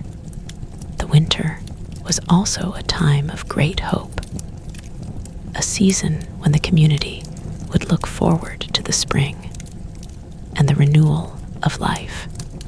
The turning of the year, the winter solstice, was a moment of great significance, a time when the days would begin to lengthen and the promise of the spring would start to be fulfilled. The Edwardians would mark the solstice with celebrations, with feasting, and with the lighting of fires, a tradition that predated Christianity. And that was a testament to the enduring human need to celebrate the triumph of light over darkness. The winter was a season of waiting, a period of anticipation, a time when the community would prepare for the new life that would come with the spring. The hope of the spring was a powerful force, a beacon of light that sustained the Edwardians through the dark months. The belief that the winter would eventually end, that the warmth and the light would return, was a source of strength and resilience, a reminder that even in the darkest of times, the future was full of promise. The Edwardian winter was a season of endurance, a time when the human spirit was tested to its limits, and when the resilience of the community was forged in the crucible of hardship. The Edwardians faced the winter with courage, with determination, and with a deep and abiding faith in their own ability to survive. They were a people of great strength and great resilience, and their story is a testament to the extraordinary capacity of the human spirit to endure, to adapt, and to find meaning in the face of adversity. The winter was a teacher, a force that revealed the true character of a people, and that shaped the values and the traditions that would define a generation. The legacy of the Edwardian winter is a powerful one, a reminder of the strength of the human spirit and the enduring power of community. The winter has passed, but its lessons remain, etched into the collective memory of a nation. A timeless message of hope and resilience that continues to inspire us today. The Edwardians survived the brutal winters, and in doing so, they left behind a legacy that is a testament to the extraordinary capacity of the human spirit to overcome the greatest of challenges. As the winter drew to a close, and the first signs of spring began to appear, the Edwardians would feel a sense of profound relief and gratitude. The snow would begin to melt, the ice would begin to crack, and the first green shoots would push their way through the thawing ground. The birds would return, their songs filling the air with a new and vibrant sound. The days would lengthen, and the sun would grow stronger, warming the earth and the hearts of the people. The winter was over, and the spring had come. The Edwardians would emerge from their homes, blinking in the unfamiliar light, their bodies strengthened by the hardships they had endured, their spirits renewed by the promise of a new beginning. The winter was a memory, a chapter in their lives that was closed, but the lessons they had learned, the skills they had acquired, and the bonds they had forged would remain with them, a legacy that would sustain them through the years ahead.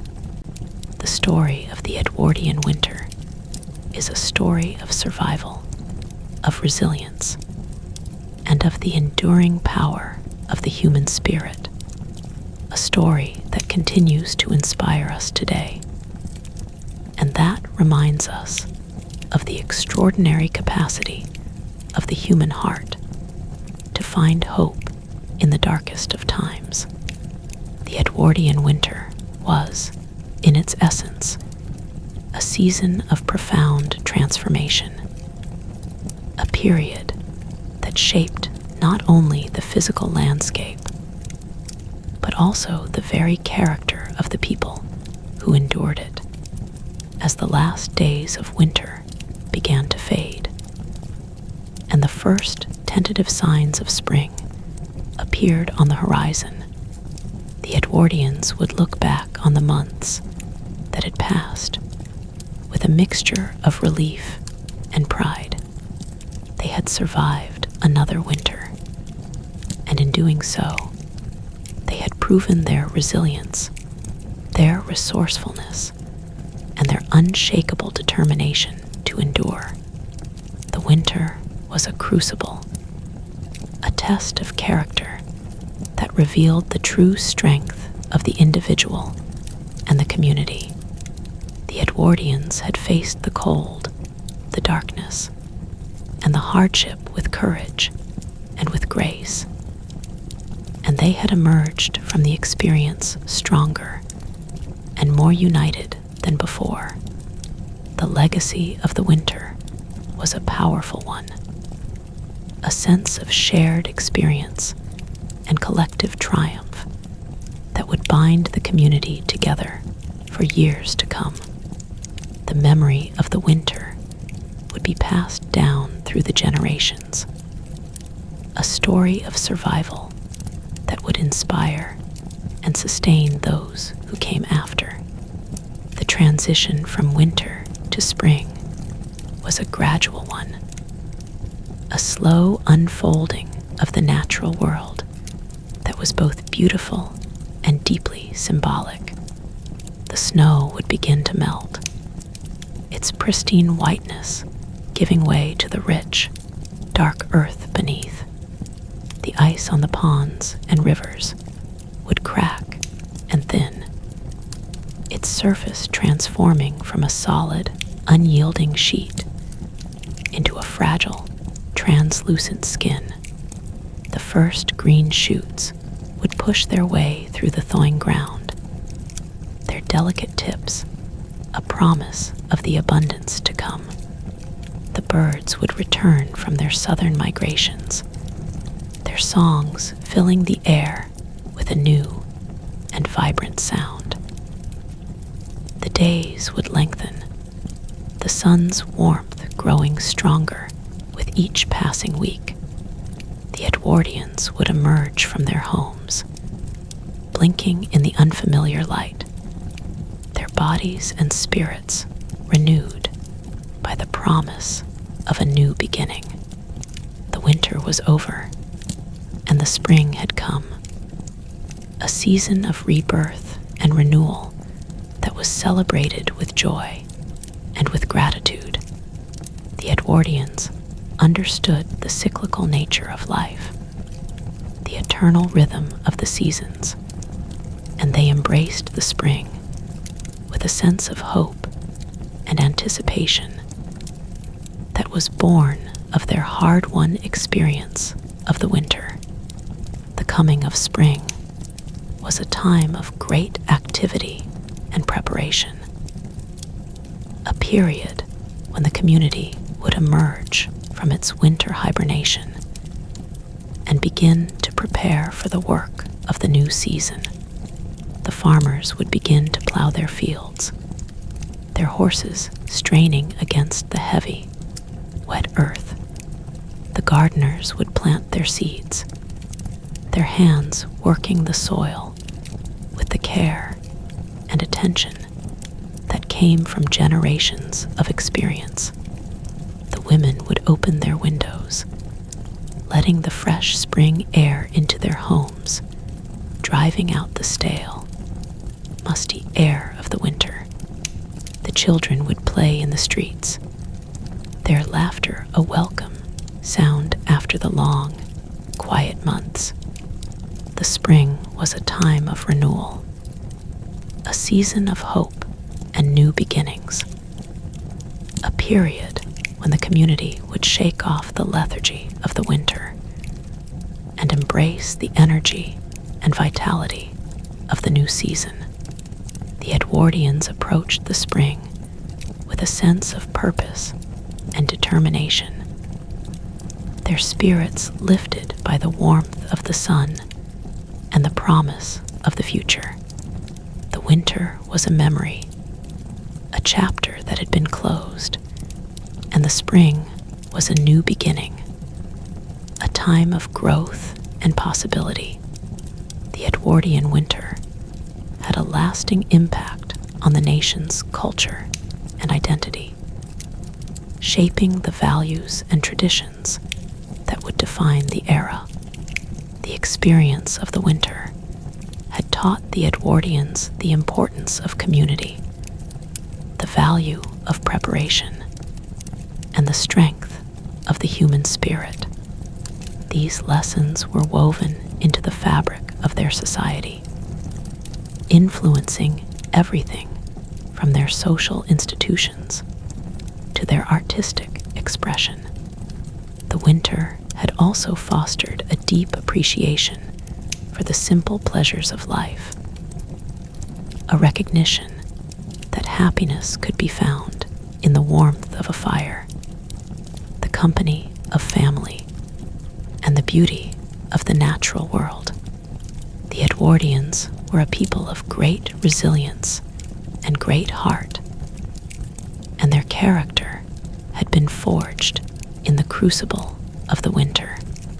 The legacy of the winter was a powerful one, a reminder of the strength and the courage that lay at the heart of the nation.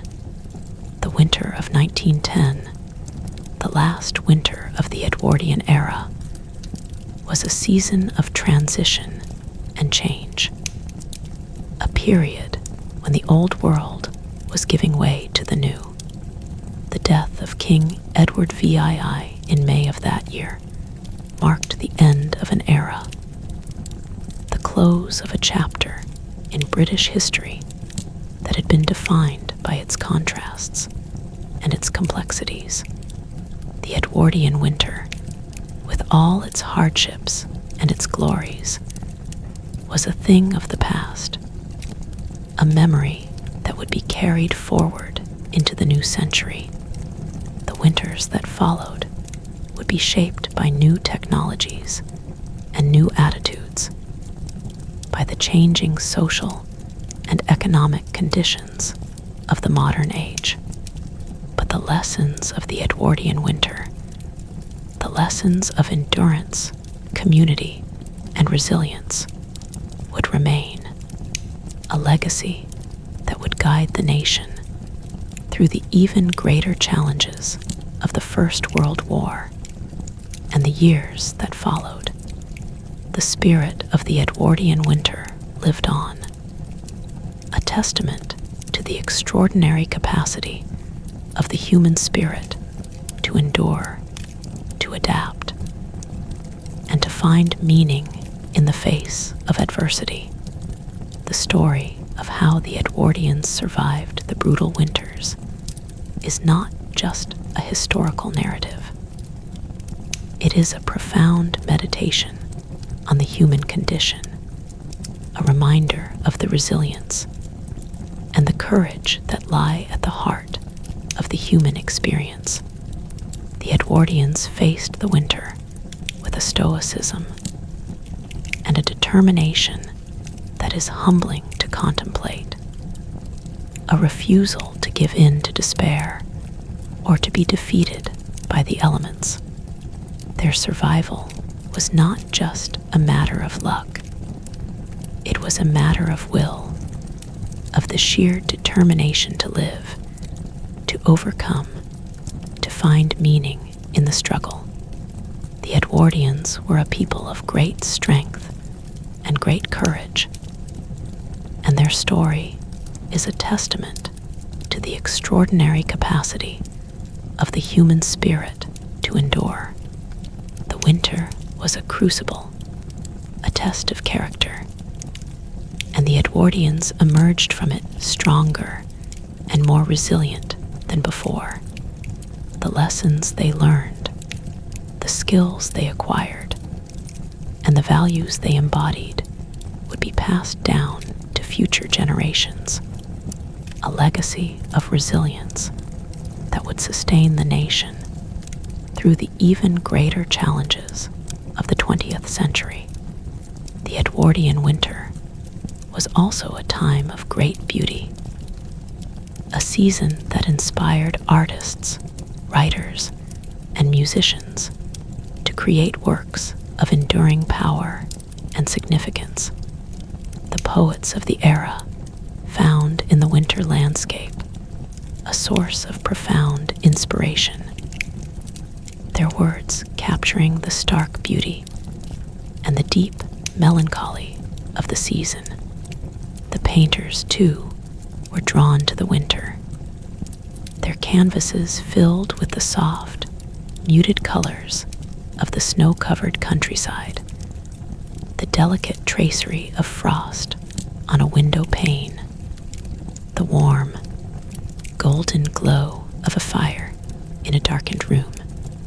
The musicians composed pieces that evoked the quiet, reflective mood of the winter, their melodies a testament to the power of art to transcend the hardships of life. See